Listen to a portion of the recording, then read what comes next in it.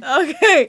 And Woo! That's the start, ladies and gentlemen. My name is Inglorious Stevenson, and I am feeling fine and filled with emotion. My name's Marcus Britt, and I'm stronger than wine, and it gives me the notion. I'm Michaela Suffer, aka Fruit Salad, and this strange new feeling is something that I'm feeling too. We're just a couple of ordinary fools, and this is a couple of kooky kids. And Michaela, if you have a drink, clink the screen. Clink. That was You're my gonna drink, need a so I don't drink. have one. We're gonna be talking I for a have few water hours. actually, but the wire. Don't worry about me. So hello everybody. Hi everyone. So obviously we have the amazing, the great, the wonderful, the talented, the beautiful, the inspiring, the Marcus. Marcus Britt has joined us today. I'm the new He's decided to join us today. He's a new person here. Nothing has changed except that Marcus is here now. No, Fruit Salad, the Michaela, our best friend, the blossom to our Buttercup and Bubbles Powerpuff Girls trio has joined us today. And she's going to engage in some wonderful conversation. Michaela, where can they find you? What do you do? Where are you right now? Sean Evans? What? This camera. Hi, couple of kooky kids. You can find me on YouTube at Fruit Salad. Wait, at Fruit Salad, just Fruit Salad, all lowercase. You can find me on Instagram at fruitsalad._. And yeah, first things first, before I even say anything about where you can find me further, let's just give a round of applause. A round of applause to the great and magnificent Ankara Stevenson and Marcus Britt for carrying a couple of kooky kids from the trenches of 0 subscribers to 69 and constant interactive listeners, which is a big deal for podcasts, especially podcasts on YouTube. So just a bit of a clink. We hit 69. 69. Yeah. The most important milestone. 69. Someone say 69. Gay. Not in my house. Not in my house. Not in my home. Not in my kitchen. Not. Welcome to my kitchen. Anyways, we should start talking. We should start podcasting, shouldn't we? Guys, we're not FaceTiming, okay? Guys, let's start off with some easy stuff. How's everyone doing today? Before we do that, can we just preface the actual conversation? So, sorry, Marcus, I'm cutting you off. So Michaela is joining us, and this is a long time coming because we've always wanted to do a podcast discussing race, because the racial politics is something very close to all of our hearts. And who better to talk about with a bunch of well-acquainted friends that love talking about racial politics. So first we're going to get into just like how we're doing during this quarantine, how we're coping or not coping, and then we're going to get to the actual task at hand, because now feels like a better time than ever. You guys could agree to talk about this shit. So, Marcus, how have you been doing during this quarantine? How have I been doing during this quarantine? Progressively better is what I'd say. I mean, I'm a very, very social person, so being stuck inside all day, every day was like a punch in the gut, kind of. But what quarantine has really taught me recently is the fact that I don't need people, I want people. You know, that's kind of what I've learned during this. You know, I can be by myself, but it doesn't mean that I necessarily want to be. And it's made me appreciate the time that I do spend with people that I love. And I mean, I'm with my family, which is something that I'm massively grateful for, because I don't know what I'd do if I wasn't with my family right now. But it's made me appreciate how much the people in my life mean to me. And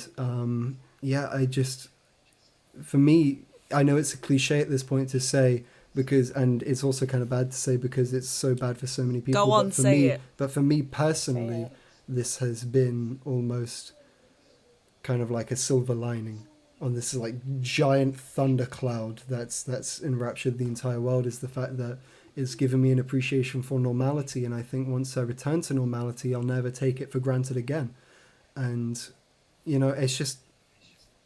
And also this time that I've been able to spend for myself, by myself as well. I mean, I've started meditating for a few hours a day. I've gone from like 20 minutes in the morning, in the afternoon, to just going out and spending most of the day meditating every few days. And since that, I've come to a lot of kind of personal conclusions about myself that I didn't even really think of before. And I'm really grateful for having that experience at the minute. Yeah, that's how I'm doing in lockdown. And I'm watching so many movies. I feel so happy. My shelf's getting bigger. Mm-hmm. Well, that's great for you, isn't it? Thank you. Yeah, you do have more time to watch them. Wow, that's great for you. Thank you. That was beautiful. Alcohol. I know, right? that was pretty. Right. Thank you all for coming. Wow. Yeah, that's really great. And the funny thing is, I'm gonna go next. Sorry, Michaela, you're going last because you're the guest. I think I started off this quarantine so good, like, because I had things to motivate me. I had like my auditions to be like, okay, I have to be eating good, I have to be exercising, I have to be practicing, like I have to keep some sort of consistency and like self-care routine in place, which is weird because I was taking care of myself, but at the same time I was taking care of myself for things that external from myself. But I was quite consistent and I was quite happy. And I think like only like in the recent like past 2 weeks, 3 weeks have I really felt like this nostalgia, this really sad nostalgia that everyone's been really feeling from week one, like missing their friends, wanting to be outside, being lost your day to day. Your days start to feel repetitive because I have no more auditions to think about or to be conscious of, and all my schoolwork's done. I have little things here and there, but like nothing is immediate or urgent in my life. It's just sort of me now, and it's weird just accepting that and what I can do with that. And it's been quite weird just trying to find purpose in things inside yourself rather than outside yourself. So that's been quite hard to like sift through and not feel like everything you do is just completely lost and purposeless just because there's not an external reason for doing them. So that's where I'm at right now. But I have developed new habits. It's over a month now I've been meditating and doing yoga, which has been really, really good for me because I do like taking care of my body, and I also would like to take care of my mind more, just because I'm really good at talking to myself and not saying my thoughts out loud, which is so exhausting until you realize that's what you've been doing with yourself all day, or you haven't spoken for 3 hours straight. So that's what I'm really working on at the moment, like connect, because I live in a house, and I always think I live in a house with so many people, I just want to be by myself. But I can start, if connecting, the most fun I've had in quarantine is when I'm connecting to the people immediately around me, rather than being like, let me work on me and like meditate for 20 minutes and struggle to, because I'm just frustrated with myself because I can't find an inner peace. You know what I mean? Why not help my mum or play with my little brother? So that's where I'm at right now. Sorry to put a downer on it, guys, but yeah. You're at where I was, basically. But you know this is coming. Different stepping stones in each situation, really. Yeah. What about you, Michaela? McKK? Bro, hate to put a double downer. So, anyways, double downer. I started quarantine like by myself, really, in uni. So the first 3 weeks I was by myself because I was working. And it was really funny because during the first week I was working, and then I was given 14 days like self-quarantining time. So I was basically alone for 14 days on campus by myself. And for me, that time was basically, as you guys know, I'm very energetic and I'm always doing something, because standing still is something that bugs me. It's just like a waste of time to me. So when I stood still, I was able to confront all of the things that I thought I was running from, and it wasn't fun. It wasn't beautiful. It wasn't cute like, you know, people make it out to be. It was daunting. It was tiring. I lost a lot of weight. I looked gross. I've got pictures of myself looking gross. And it was literally like me in a room with everything that, with every trauma, every heartbreak, every disappointment, and basically me, like, what am I going to do with this? So for you guys, you know, you found yourself in meditation, yoga, and those are the things that put it back to you. But for me, tried to do it on my ones, couldn't, and then I got back to God, basically.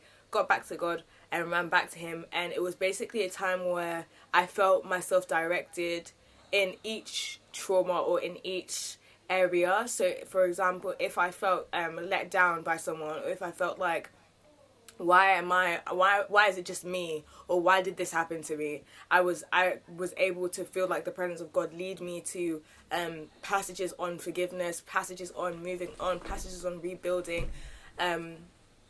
An example that I always use is my father's like mentor, my father's spiritual father, passed away during quarantine time as well, and I wasn't at home to help like everyone mourn. So when that happened, it was like I had a lot of questions. Why did good people like go? Why must good people go? And not gonna lie, I literally had no one to ask those questions to. I felt like I was alone, and realistically, I was alone because I was by myself. The phone was not enough, and I didn't like the phone, so I was by myself, and that was the first time I could see God being a person in the room with me. Like, why does this happen? And then God pointed me to read the whole of Ecclesiastes. Basically, Ecclesiastes, for those of you that don't know, is basically life has no meaning, full stop. That is the whole of Ecclesiastes. Nietzsche? It's basically, nihilism? The whole of Ecclesiastes is life has no meaning. The meaning comes after life, in death, like in judgment. You see, there's no fairness. It was basically like a big poem about why is it that murderers get riches and this and get this? Because this life is not just, and afterwards comes the justice type of thing. So reading all of that, helping all of that, basically put me right with God, put me in a good and healthy position.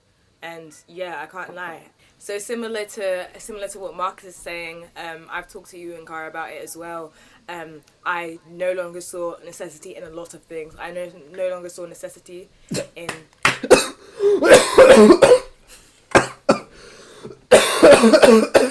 I'm patting you on the back.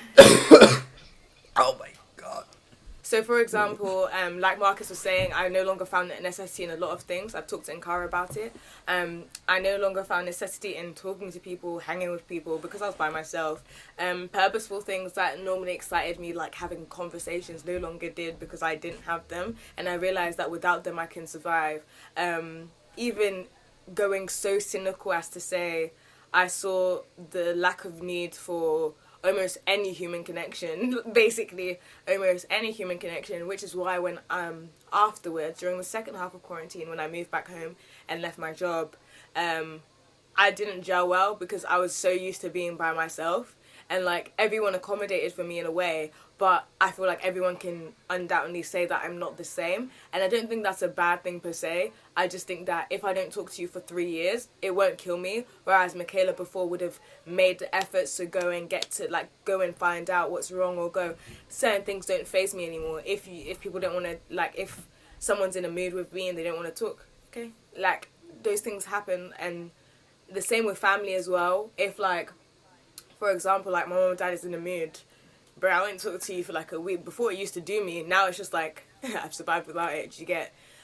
Yeah, just a lot changed. I'm a lot more cynical in nature in my head, but I'm a lot more positive, and more absolutely certain in what the Bible says about the fruits of the Spirit, joy, peace, all of these things come about, and that is through God. And I didn't find that through people like I used to, if that makes sense. It was basically a religious epiphany again for me. And I have these frequently, but again, yeah.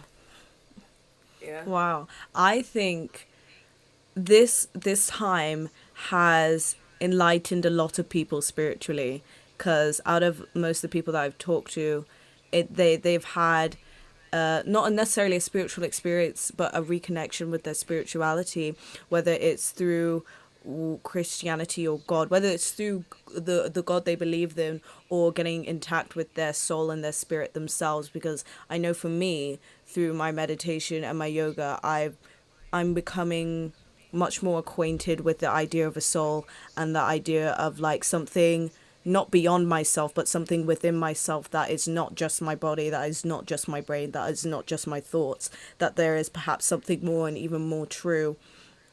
that may be from a God, that just may be from the spirit, wherever it comes from, that it's something that I would like to have more of a connection with, and not just a connection, not just have this reactive passivity with the thoughts that arise in my mind, because they're just thoughts and they're just neurons and it's just my body behaving and reacting to my environment, that I do have some sort of control, or there is something more to me than that.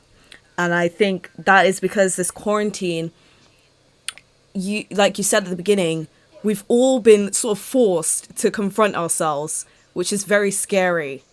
I don't think there's one person on this earth that isn't scared of that, because as much as you are told that there's so many great things about you, deep down in your soul, you know that there's a lot of things that you just don't want to get into, that you're scared of or that you don't like. And it could be very therapeutic for some people, and it could be very painful for some people. At the beginning, it was quite therapeutic for me, and then I had one audition which really made it quite painful, because I was taking my time at the beginning. I was like, yeah, I'm gonna work out, I'm gonna love myself, I'm gonna love my body, this is great. And then that audition happened where I was forced to confront everything emotionally and just say, and the people were telling me, accept that you are enough on the spot right now, here for us, and deliver your lines. It was jarring, because I didn't believe those things, that I am enough and that I could do this. So, and that was my moment of painful confrontation with myself and how I actually feel about myself. But I think a lot of people through spirituality have been able to discover themselves in a more positive light and take those painful experiences and transform them into something that they can learn from, like you said with your reading of the Bible, and like what Marcus said with his meditation and whatever the fuck I'm doing, you know. I read Gita. It was weird. It was wild, but wacky. As of right now, what would you say the best thing about quarantine is? Getting to watch movies all day. Like, all day. I can just put a movie on and I can watch it the whole way through. And nothing is stopping me. Because I'm done with first year of university. You know, I have no responsibilities anymore. Oh yeah, you guys finished uni. Period. Like, you could just do whatever as long as it's inside your own home. You can learn to cook. You can watch the whole of Sense8 again. You can rewatch The Last Airbender like I did again. I did it again. God, yes. You can just do whatever you want, you know, and also the creativity that quarantine has lended me as well has helped a lot. Like, I finished my second book. I started work on my third book, you know. Brilliant. Amazing. Michaela, what's your favourite part of quarantine before we get into the meat? My favourite part of quarantine, other than, like, you know, affirming faith again, definitely driving myself and pushing myself in my passions. I feel like YouTube, after a while, for me, became something that I was doing because I was told to do. So I had to come and reshuffle and cone in on what I thought I should be bringing to the people that watch me. Even if it's 5 people, even if it's 100 people, what am I bringing to them that they can see you, or that they can see of me? So that was great for me. Also, just for me, if you guys don't know, I have like this thing where I just get very antsy about time and wasted time. It's something that I used to do like a lot in sixth form. It's just like I could really just be doing something else right now, or I could really just be, do you get what I mean? I could really be revising in this time. I could really be reading a book in this time. I could really be doing uni work in this time. And now, because everything was paused, that ants and that panic is no longer there. So I'm reconnecting with family more. I'm spending, like, right now I'm at Karen's house. I'm chilling, like, I'm able to do things without that constant fear of, bro, I'm going to have to catch up. I'm going to have to catch up. And that thing, academically, what was eating at me for the most. So that pause, I'm going to enjoy it. Also, side note, I'm able to do everything that I wanted to do because now I have the time to. I wanted to go and volunteer. I wanted to travel across Europe. I'm doing that in August. I'm going to Poland. I'm going to teach kids because I have the time to do that. Before it's like, I need to use this time to work. I need to use this time to save for uni. Beloved, I'm so sorry. SFE has to do their job as well. So all that panic has stopped for me. Overworking has stopped for me. Just unnecessary uncomfortability. No longer have it. So I'm chilling, bro. I'm chilling. It feels like a practice run at retirement. Yes. In a way, yes. This has helped me come to terms with like old age coming in a few decades, because I'm just like, shit, even if like everyone I know is dead when I'm elderly, I can still be fine, I think. Yeah, you know? Literally. Yeah. I can manage my own. I like that, the idea of like, because as soon as the quarantine was announced, I remember my first initial reaction was like, oh fuck, all my events have been cancelled, all my assessments, what am I going to do? How am I going to get the grades? And oh yeah, Hamilton was cancelled. And then literally 4 days after, I was like, you know what? Listen, I could just sit here and do written work all day. I don't have to worry about that dance assessment. I don't have to rehearse for that song I have to do in 2 weeks. I don't have to rehearse for this. I don't have to rehearse for that. I could just take my fucking time. And the fact that time is literally a myth at the moment is so lovely. Because I wake up in the morning now, and if I'm feeling like absolute shit, I'm like, I'm gonna go back to fucking bed. I don't have to wake up right now because I'm not gonna miss my fucking bus. So let me just get another hour in and I'll feel fine, you know? Like, come on, why am I putting myself through this pain? And if I wake up and I don't feel like doing yoga immediately, I will watch an episode of Community on Netflix and get my breakfast, and then I'll do my exercise at midday, not at 6:30, because I don't have to. Period. Facts. Anyways, on top of it, everything that was postponed, like, oh my gosh, like I'm gonna like pay more, I'm gonna read more books, or I'm gonna build on my relations. I'm gonna address a lot of things that I have in myself. We say that time heals things. Sorry guys, sorry for the remix. We say that time fix things. Beloved, I'm noticing a lot of myself, my lack of patience. I have no patience for things. I expect people to get it right the first time or never talk to me again. Why do I have that lack of patience? Was it because patience was not given to me, or do I feel that type of way? And these things were slowly addressed. Certain traits that I have are slowly addressed. So it's very funny to me how people know like Michaela from like 2019, and then they see Michaela now, and it's like I've lost a lot of friends, I can't lie. It's like a little clash of the two, clash of the ideals, because how you exist in that person's head no longer fits with how you exist in real life. So you have to part ways. I've experienced a lot of different things. Religiously, I know that not everyone that watches this is Christian, so I'm gonna say my piece still. Not everyone in this is Christian right now. Yeah. So you're the odd one out. No, I'm kidding. Actually, you can apply this to like yourself in the world as well. For me, as soon as I said things like I claimed the joy of the Holy Spirit, I claimed the peace of the Holy Spirit, I claim fruitfulness. So, for example, as soon as you say you're happy, suddenly people have something to say. Suddenly, the girl that has been your friend since day is suddenly turning around to say something that she didn't say before. She had all the time before to say it. As soon as you said joy, she's now said it now. A lot of these things are happening, and I was like, listen, there's a power in our self-belief. There is a power in what we individually believe as people, and no one can take that away from you. So, example, Marcus, I'm going to start a couple of Kiki Kids with Ankara. You suddenly say, oh, you hear some doubters in the background. Oh, should you really be doing that right now? Are you sure you can manage with the uni workload? That is the worldly example. But for Christian, it's like, stop being happy. Like, but a different drama to make you stop being happy. And it made me laugh. It made me laugh because just like there is power in our self-belief, I found out there is power in our application of our faith in our day-to-day. What you have faith in, if you have faith in what you have to say, if you have faith in what you can do and your creativity, there is power in that scares others.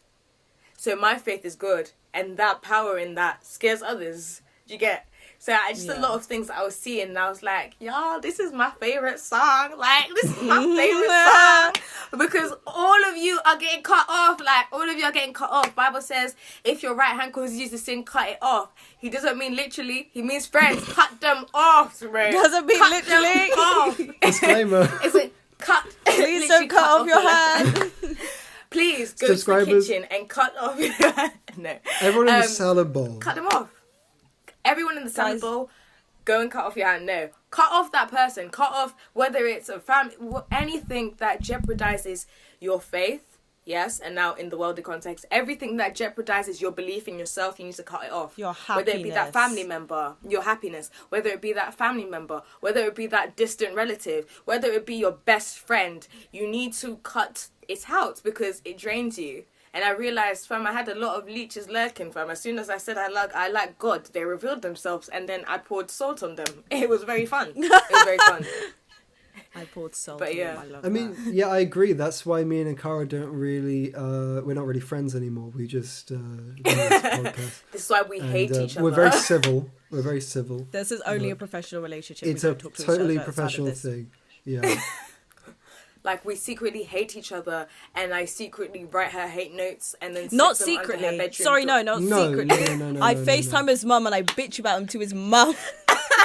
And I say, and then I go to his sister and I tell his sister she's the better sibling. And then I go to Safi and I go to Safi, you deserve a better owner.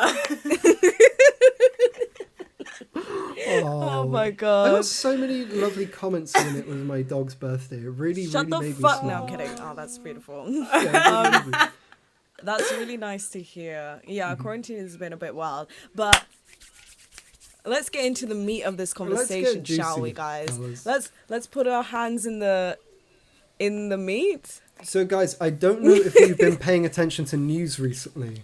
Or if you've owned a phone recently, or if you have a social media account. Actually, the funny thing is, I have to keep reminding myself of this. Not everyone's got friends like me. Not everyone's circles is supporting the BLM movement. So maybe someone hasn't seen the not resurgence, but resurgence. What's the word? The absolute immense support that the BLM movement has gotten at the moment, to the point of protests happening globally during a pandemic, which I have to keep reminding myself. I'm like, okay, should I go out and protest? This is something I definitely should do, but oh yeah, it's a pandemic. It's okay if I don't feel like going outside in a pandemic, you know? But yeah, that's what we're talking about today. We're talking about racial politics. We're talking about the current environment of racial politics. So I wanted to start off where I felt like it began, this whole social media storm, with George Floyd's death in particular. And so what was you guys' initial reaction to seeing him die? Michaela, you can go first. I can't lie, I didn't watch the video, I'm not gonna lie. Well, personally for me, who, and a lot of you as well, who might have watched this, BLM is not just a thing that was existing today. A lot of us have been BLM supporters since we knew what BLM was. So when I saw that video come up on my Twitter, I said, I'm not getting traumatized today, swipe. And I scrolled, and then I saw it again, and then I read the caption. So the caption said his last words, because I personally do not want to desensitize myself to the death of people, and if you're not careful, you will see that and not flinch. And I saw that and flinched, and I said, cool, that is what it is. I eventually then saw posts that were without the video, and that just had the transcript of what he was saying as he was dying, and that still hurt. So initially it was just hurting, mourning, and just what you would feel, what you're supposed to feel as a human being when you see someone die. Yes. Basically.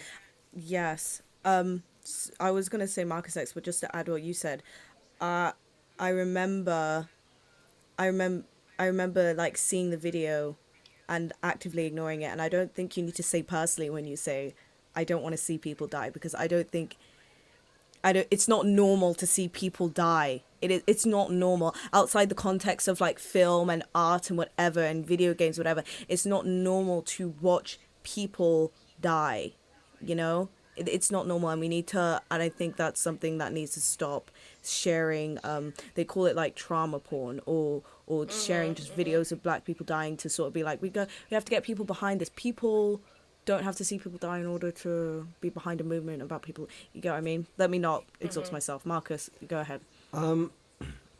I had a bit of a complicated relationship with initially seeing that video. So for a bit of context, not only have I seen people die in real life, family members, I've seen people die in real life, but also during my time at secondary school, I was once invited to a group chat by an alt-right person that I knew, in which he would constantly send videos of people dying, people being brutalized, and my kind of that morbid curiosity a lot of the time made me give in and watch the video because it was right there. And because of that, I have a almost complete desensitization to watching anybody die. And I've seen videos like the one of George Floyd before, and I mean, I've seen hate crimes videos like that before. I mean, just before that we had Ahmaud Arbery, you know, and I saw that too. It just showed up, and before I knew it, I'd seen it. But it's at the point now where I have a kind of a strong desensitization towards witnessing death. But the worst part for me personally was that I watched it, and I truly said to myself, nothing is going to come out of this again. There's not going to be anything big again. This is just going to be another video that I see, and then next week it's going to be gone. Because from our perspective, for those of us outside of the black experience, we see these videos and then within the week they're gone. Nobody's talking about them ever again. We get a couple of petitions come our way. We sign the petitions. We go, oh, that was good. And then we move on. And that's the experience. And I thought it was going to be that again. And then 2 days after I saw the video, I saw a screenshot from the video again. I went, oh shit, I remember that. And then I started seeing it over and over and over again. And I started seeing his name over and over and over again. And I just felt like something's happening. Something's actually happening right now.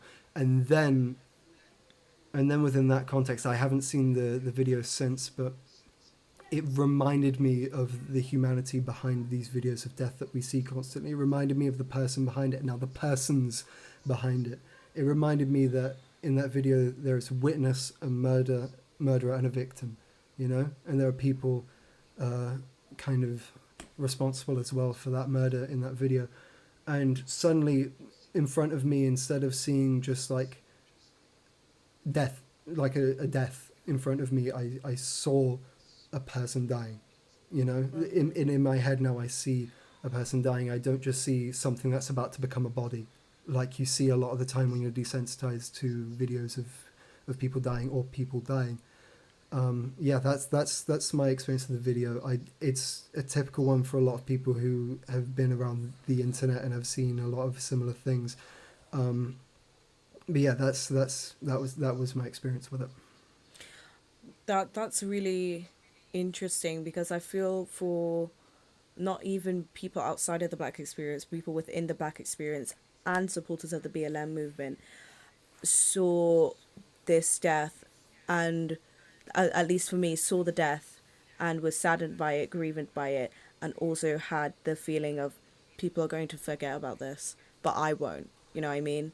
People, this is gonna hashtag for a week, 2 days maybe, and we'll move on until the next one happens. Because literally days before that, Ahmaud Arbery happened, and I remember that video popping up in my feed, and I remember I was about to watch it. It was halfway through, and then I had to make the active choice not to, because I know if I watched it to the end, I was gonna feel like shit. And so then you go on to posting about it and whatever, and within 2 days that blew over. So I was like, okay, well, I'm still gonna have to sit with this, whatever.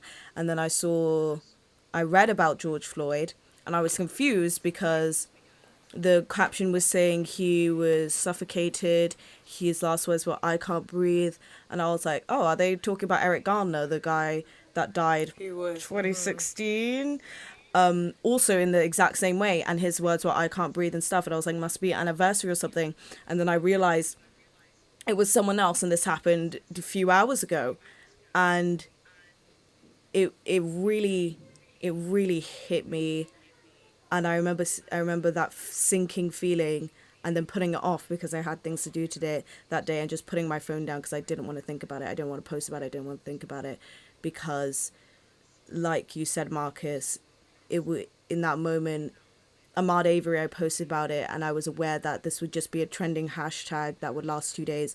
But that one, the feeling that he was going to be a trending hashtag didn't sit right with me, because it was a person that died in the exact same day. His humanity just hit me at that moment. That's what I'm trying to say.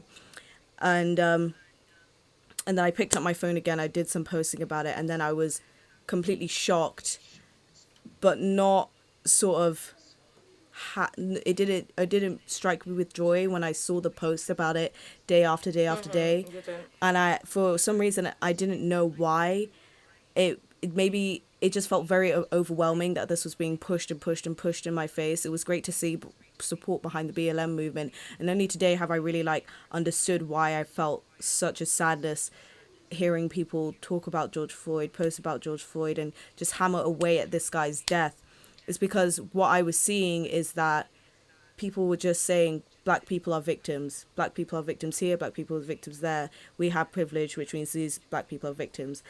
And it just felt like hearing that every day makes you feel hopeless. If I'm a victim to something, and I've always been a victim, and I will continue to be a victim, how will I ever overcome it? And along with grieving over someone's death, it's just a lot to deal with. So that was my initial reaction. I didn't think it was going to last long, and yeah, go ahead. I feel like, as you were saying, personally for me, lest we forget that the media in general, if we're throwing it back to Central Park 5, they have a good tendency of overexposing a crime, or overexposing a death, or overexposing a bad happening, but have very, very, very, very little time, or a very limited ability to expose the outcome. So for me personally, I always say, don't show me what something has happened if you're not going to show me what happened afterwards. Don't show me someone has died and then leave me with someone has died. I personally dislike it. I said it in my YouTube video, and I edited it out because I realised that, it's a bit triggering for some. But Sandra Bland, 2015, we all know Sandra Bland. Can anyone tell me here what happened afterwards? If the repercussions to that police officer were carried out. No one knows. No one knows. Even the Central Park 5, the amount of publicity and the amount of Donald Trump was speaking about it before he was even president. Famous people were speaking on it, news coverage, Ronald Reagan's use of the term super predator. All of these things were to build up the publicity of the crime, but when they were exonerated, silence. When they're exonerated, small. For me, I just, don't show me if you're not going to show me the after. Don't show me someone who has died if you're not going to show me the after. Ahmaud Arbery, he's literally killed by 2 white supremacists. I'm sorry, but that's what I'm keeping with me. I'm not keeping this is sad. No. What happened after? Which is why I always reshare the happenings after, because they deserve the same amount of attention as the happening itself. But we don't know how to do that as a society because of, as you were saying, the trauma porn that we're into. Whether we like it or not, seeing these dead bodies, seeing these happenings. Oh my gosh, this woman was raped, stabbed and killed. Oh my gosh, this person did this. Oh my gosh, the police killed another man. That gets the more excitement and then they pay the price. And that's the one thing I really dislike about our society personally. It's so interesting because long ago it was just the mainstream media. It was your magazines, it was your radio, it was the news. That was media. But now we have social media where we really, as a society, have control over what we consume and what we see, because we ourselves are putting it out there. So if what we're seeing is excitement about death, about tragic things happening, that just speaks on how fucked up we are, really, that those type of things excite us, but the justice served, the great things that are happening don't excite us as much. And whether that is I would love to say that's the fault of capitalism, but I haven't really drawn that logical point yet, so give me some time until I get there. You'll find out a way to blame capitalism. You'll get there. I'll find out. It's not even, it's more consumerism, if anything. It's what we it gives us, like watching crime documentaries that people think they're so quirky for watching. Oh my gosh, anyways, that's another point. Anyways, oh my gosh, like women who I love conspiracy theories. Gosh. Like, but Jeffrey Dahmer could like get it. Oh my gosh. You need help. I've seen so many You of need those. help.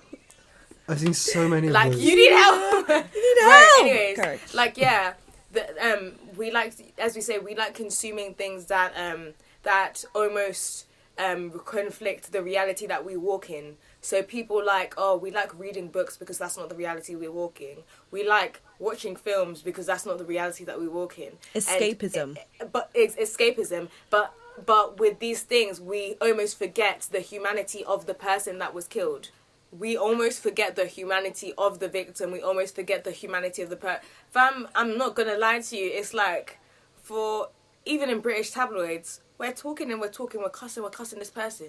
Unless we forget that this person is a human being. It took Caroline Flack to go and kill herself for us to realise that humans are humans.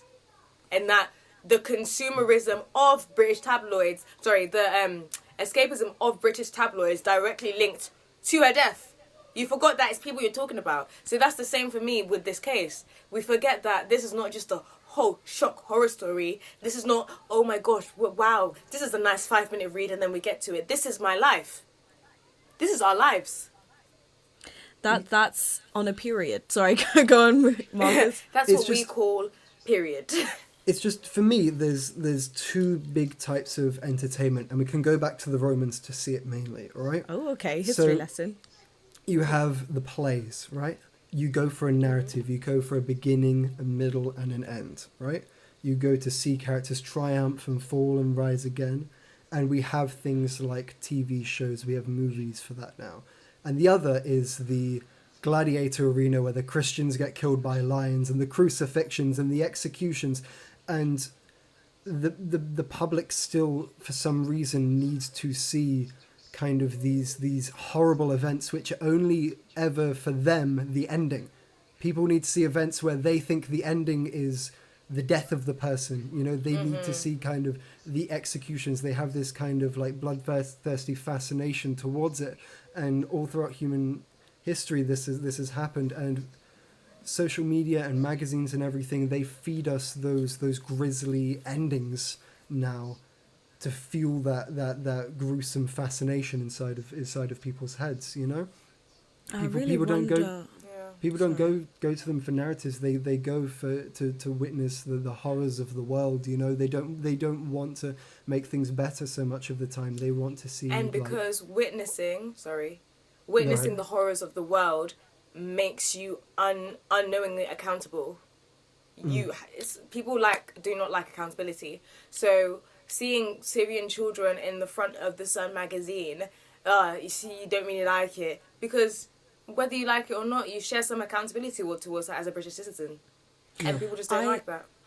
I think, yeah. Along with that, I think.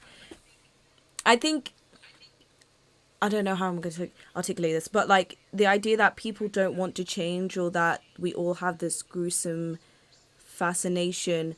I'm not sure if it's that people don't want to change or they don't like it. It's because maybe it's to do with their accountability. It's so gruesome, it's so vicious, it's so aggressive, it's so violent that it's not human, therefore it's not me. I'm disconnected for it. You know? I'm a mere observer to this, so I can indulge in this. I can indulge in this gladiator killing. I can indulge in watching this video. I can indulge in reading this article about Caroline Flack because it's separate to me. It's not human. I would never say these things, or I would never do what she did. So, and if you identify as something as not human, you don't have to share accountability for it. You don't have to be empathetic with it. And like I said, you can just indulge with it as something, like a juicy bit of content. However, that's very dangerous, because if we lose our empathy and we lose our ability to see humanity in other people, that is when we get unjust deaths, and that is when we start to divide and fall apart as a society. You know what I mean?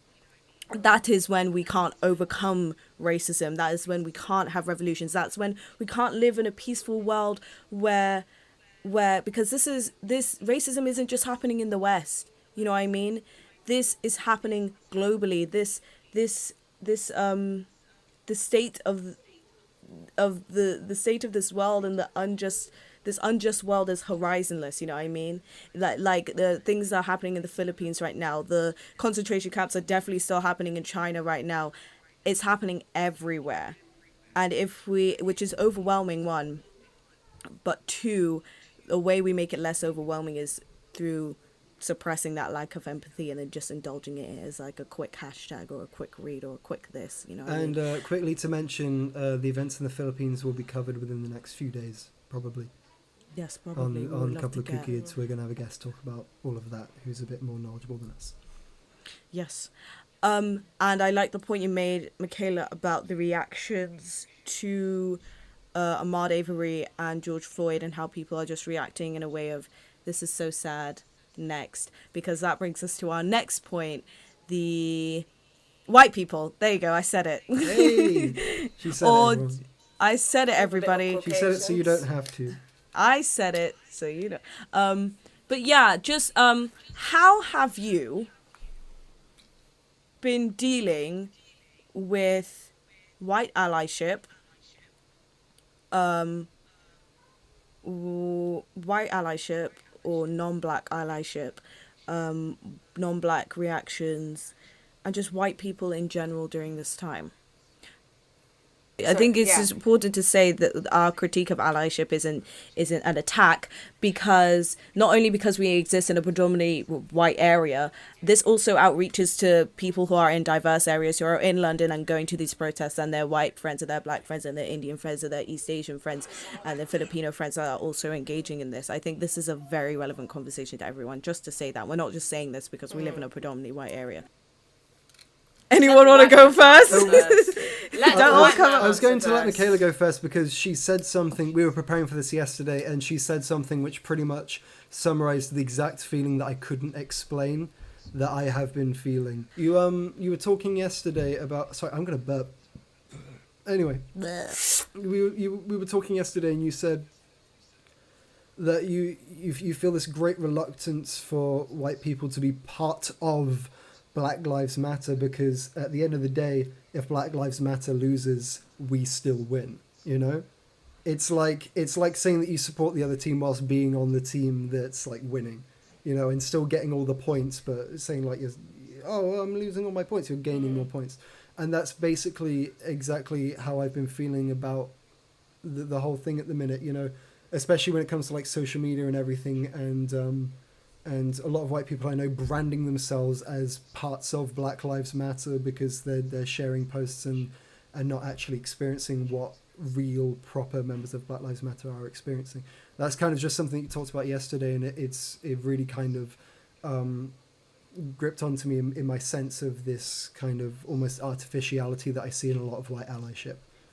And I would like to add to that, because it was weird, because initially when I saw all this white allyship, you thought you'd be happy, you know what I mean? Like, oh great, like finally getting some movement behind support behind the movement. But I was talking to my sister about this, and she described the feeling perfectly. It's like, why is it that it has taken literally so many white people to say the exact same thing that black people have been screaming for so long for this thing to take traction?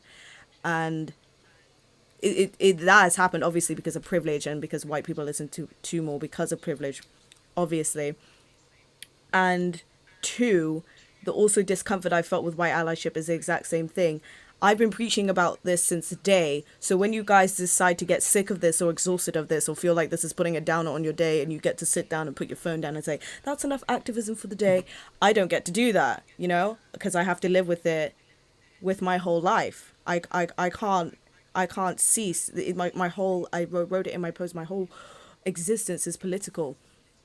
So one, that's why it was weird for me to see all that allyship, because it was very performative for the most part, Two, a lot of allyship was coming in weird forms, as in like, God, I'm so shocked by this. God, this is so sad. Can we get 10K likes? Yeah. Guys, this is so sad. I cannot believe this is happening. And I read a post, my sister directed me to another post, and it was about guilt. So when white people do say, this is so sad, this is so shocking, I cannot believe this, I just don't understand why people could do this or think this way. You shouldn't feel sad, you should feel embarrassed that one, you did not see this before, and two, that one, you did not see this before, and you should use that embarrassment, you should use that guilt, you should use that so-called shockness, sadness, whatever you feel about what's going on, and channel that into something productive and useful to make sure that you won't miss this again. That next time you see something like this, you can process those feelings of sadness, of shockness, but you can utilize that in a productive way to put support behind the movement and to make sure something like this doesn't happen again, either in your vicinity or at all. You know what I mean? Because that is what Black people who are engaged with the BLM movement, who are engaged with their activism, do on a day-to-day. They take that anger that they have from their experiences of oppression, and they channel it into their protests, into their writing, into their art, into how they represent themselves, into how they take care of themselves. And as a young person, like for my little sister example, she is learning how to do that because she has conversations with people that just don't get it, and she gets so frustrated, she cries, and she feels like she has to answer them now. And I'm like, no, you're angry right now, it's not your job to articulate yourself and in a perfect stone cold argument. If you're angry, let yourself be angry. If you feel the need after getting that frustration out to give an argument back, do so. But if you don't want to engage with that person anymore, you don't have to. It's not your job. If you feel like it's harmful to your psyche and to how you've seen yourself, to constantly have to prove yourself to people and to say what I'm saying is right and my experience is valid and you are wrong, then don't do it. You know what I mean? And that's something I had to learn. That I learned the hard way. But I learned it eventually. And when I started taking care of myself and minding my anger and thinking about how can I make this useful for me, that's when it became easier and my activism became easier. So that's my feeling about white allyship. I love it. I'm glad it's there. However, the white allyship that has been useful to me and I found that has been most supportive in this time for the BLM movement and just for Black people in general is the allies that are, one, doing work outside of the scenes, and two, just genuinely checking up on me as a person. Like the times, like when if a friend drops a message, a white friend drops a message saying, how are you doing? That is much more meaningful to me as a person rather than your 16,000 posts about sharing white privilege. that painting of George Floyd over and over and over again. Yes. Your aestheticized performance. Because whether you like it or not, this is gonna happen with or without you. And I got that from, I was listening to Kehinde Andrews on Russell's podcast. We will link it because we will link it. For me, the essential thing for you to listen to right now. Because Russell wanted to end the podcast on a great note and like the revolution will happen, and Kehinde, he was saying like he comes across quite cynical, but he's not cynical or pessimistic. He's just saying that he doesn't feel the need to tell everyone, get on board, get on the ship, get on our side, be on the right side of history, because this is going to happen with or without you. So either keep it stepping either way. Keep it stepping with us or keep it stepping without us. I don't care. I'm going to make this happen. You know what I mean? If we can get 5 billion people on our side, it's going to happen. So, yeah. Kayla, do you have anything to add? Sorry, Marcus, go on. Oh, yeah, I was just going to say a lot of white people I know for some reason have suddenly believed that the Black Lives Matter movement is their movement. This isn't our movement at all. We are here to support and elevate the voice of that movement. It doesn't mean that we're a part of it. You know, and I wish that people would recognize that more, because they suddenly think that trying to help people to listen to someone for some reason makes you part of their voice. They're going to say the words that they're going to say either way, you know. All that white people can do is try and get the other white people around them to go, hey, listen to what they're saying over there. It's actually important. And the other white people will either go, no, I'm busy eating avocado, or you know. Or that they'll listen. You said that. I ain't say that. I ain't say that. He said that. Can I get on record, please, that Marcus Britt, the Caucasian man, said that? Okay, I don't want to hear no reverse racism BS in my ears, okay? Oh my God, reverse racism. I didn't know what that was, and I think Ankara mentioned it to me, and I went, I've never even heard of reverse racism, and I Googled it, and I was just like, huh? Yeah, huh? I'm surprised that you've never heard of it, because No, I hear it every day. Sorry. Well, yeah, because... Yeah. I hear it every other day, guys. My opinions, yeah, okay. I've really kept my opinions online neutral, because it's not very sweet. Fuck neutrality. Sorry. Okay, yeah. What I don't need you to do... If I talk in this life, if I talk, no, I'm it's in very okay. big trouble. I'ma talk my talk, because Speak your truth. I don't need you now to be saying something that I've been saying, that we have been saying since we knew that we were black. Now, people were like, how do you know we were black? No, as in since we were made aware that we were black. 14, around that time, is when I was finally understood the concept of I will never be the same as a Marcus. I will never be the same.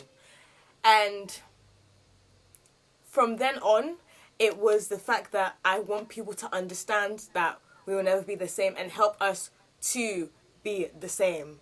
It's not even be the same, but help us to be viewed as the same. Cool. So what I don't need, yeah, is people from my secondary school experience. Yeah, let me tell you something about secondary school. During secondary school, I was a good student. Do you get what I mean? I was good. Like, I did my work, did my grades, you know, pushed myself as any other student. But why would I get in particular types of trouble? Whether it be, I remember one time, say, now this is on record, I'm going to be truthful. One time I cussed a teacher, he basically was like, we were going to our lesson, yeah? And he basically was like, guys, can you get to your lesson? And I was like, what does it look like we're doing? And then, I said, what does it look like we're bloody doing, or something like that? And then he stormed, and then I stormed off and then went to my lesson. And he kept that in his chest, reported me to another teacher who is known for being a prejudiced person. Hi, miss. He was known for being a prejudiced person. And then they put me in isolation. Now, the consequences of talking back, or the consequences to that thing that I did not equate to what I received. No one gets isolation for talking back to a teacher.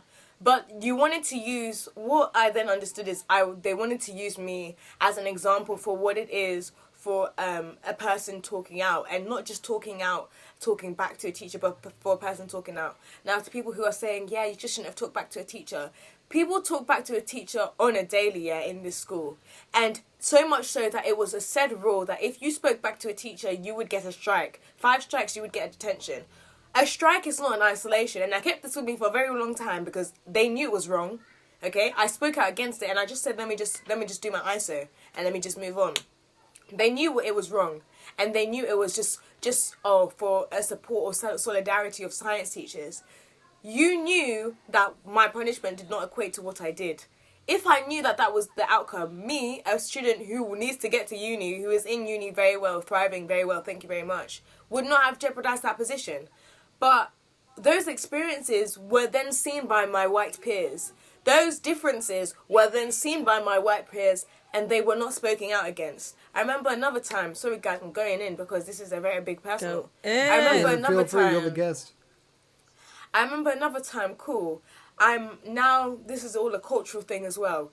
I've now done my big chop, so I've got like a TWA, I've got a tiny whiny afro, and what I used to do is whenever I got my hair done, I would tie my bandana in a way that was culturally appropriate, and also in a way that protected my hair. Now, in an institution where they do not understand the dynamics of black hair, they are not going to understand the necessity of doing that, especially in the wintertime. I wrote many, many letters. I wrote many, many paragraphs explaining the dynamics of black hair, directing teachers to understand the dynamics of black hair and why certain hair can't be done in certain ways. It's not a thing where, oh, Marcus, I'm better than you. It's a thing where, Marcus, if you go outside in the sun right now and your hair is as it is, your hair ends will not fry. If I did that, my hair ends would fry. Therefore, I need to cover it up. It's a simple fact. You just get to know. Educate yourselves. Get to know. And I can't pull it in a pony. Do you get what I mean? I can't pull it in a... Like, do you get what I mean? Betty And I Cooper. remember... Literally, one time I must have done that. I saw the sun coming out or the rain coming out, either or, for black hair. Sun or rain coming out in this British weather. And I went to the bathroom and I quickly tied my hair up and I tied it to protect my hair. I come back into my maths classroom and my teacher's like, take it off. I was like, I'm not going to lie, no. Take it off. Take it off. Take that picnic whatnot off your head. And I was like, beloved, I will not take it off. She removed me from the maths classroom and then made me stay with my talk to my principal for the rest of the time of that maths lesson. This was the first time I experienced true allyship, and it was from a babe who was not even a political babe. Shout out to Olivia Owens. Babe, I still remember you from this time. She saw this happening and she thought this is not right. And she didn't even know how it wasn't right, but she just knew it wasn't right. And she didn't have the words, she didn't have the education of black history, she didn't have the education of black hair, but she said, you know what, this just is not right. And I remember in English during this time we were writing our speech pieces to pass English. So we're writing our speech pieces, and in her speech piece she literally talked about me, and she was like, guys, this stuck with me, it has stuck with me till today. She must have said, I do not understand how a bandana is disrupting the lesson, but the removal of a child from a lesson is not seen as disruptive. She didn't need to be a political babe. She didn't need to message me, oh, I'm so sorry that you went through that. She didn't need to come and show me fake solidarity when still being on the side of the oppressor secretly behind that scenes. She did what she could with what she had. And that is all. So from that age of 15, when I first saw true allyship, which is using your voice, using your platform, that was your English lit speech. You didn't have to use me in your English lit speech, but that was a form of platform. That was a platform. Using your platform and using your voice. You didn't need to know, oh my gosh, Michaela needs to cover her hair because the sun will fry it or the rain will damage it. You didn't need to know that. She said it's just not right. So for me personally, experiencing that true form of allyship from someone who now, we don't even talk now, babe. The babe is a pretty babe doing Instagram influencing. Shout out to the babe. Like, she's doing her thing, you know what I mean? She's doing her thing. I don't chat to her every day. But that stuck with me because that was my first representation of true allyship. So when people think that I've not experienced true allyship before and they come to me with the, oh my gosh, I'm so sorry that I did this to you when I was younger. I don't need your words. I'm so sorry. A person who has experienced racism for the majority of their life, a lot of your viewers don't know, I've grown up in London, Essex, America, here, Ghana for a bit. I've grown up everywhere. In London, I grew up in different London places, from Grays to Barking to Dagenham to East. Everywhere I've grown up.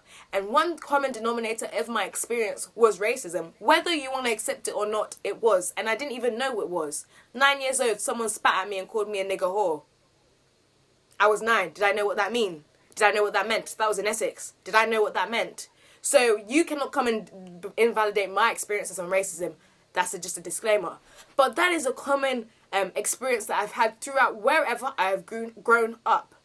So for a person who's experienced that, I don't need your I'm sorry. I really don't need your I'm sorry. Some people genuinely do need to hear I'm sorry. But I personally do not need to hear I'm sorry. I need to see I'm sorry. I need to hear, I need to see in your movement, in your actions, I am sorry. I am sorry. Therefore, I'm no longer engaging with these people who are known racists. I'm sorry, so I'm no longer going to vote for the EDL.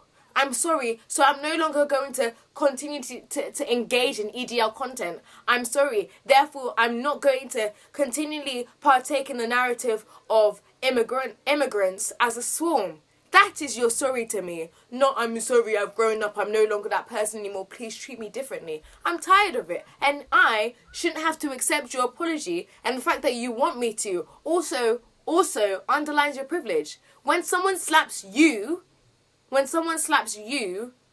and apologizes, do you have to accept that apology, yes or no? No. When it comes to race, why do I have to accept your apology?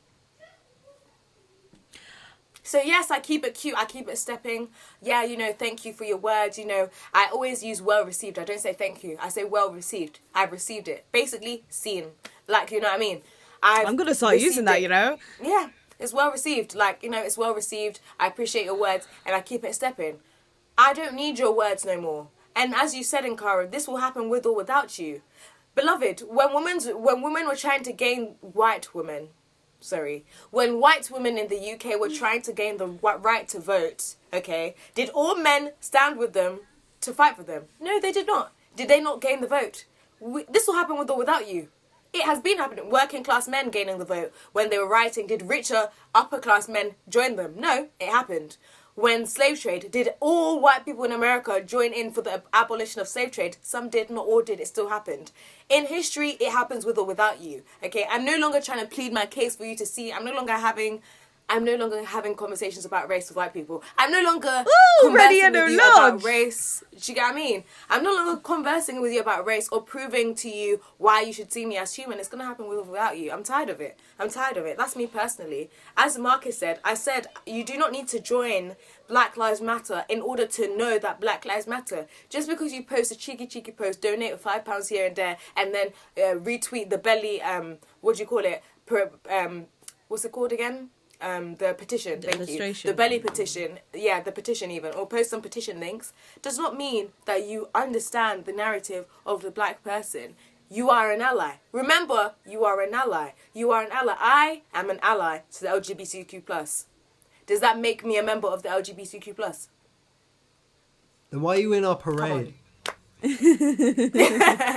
out of this chat. I'm deleting you off the Zoom meeting. Literally delete. You're the odd one out here. I'm an ally to the abolition of the Libyan slave trade. Does that make me a Libyan?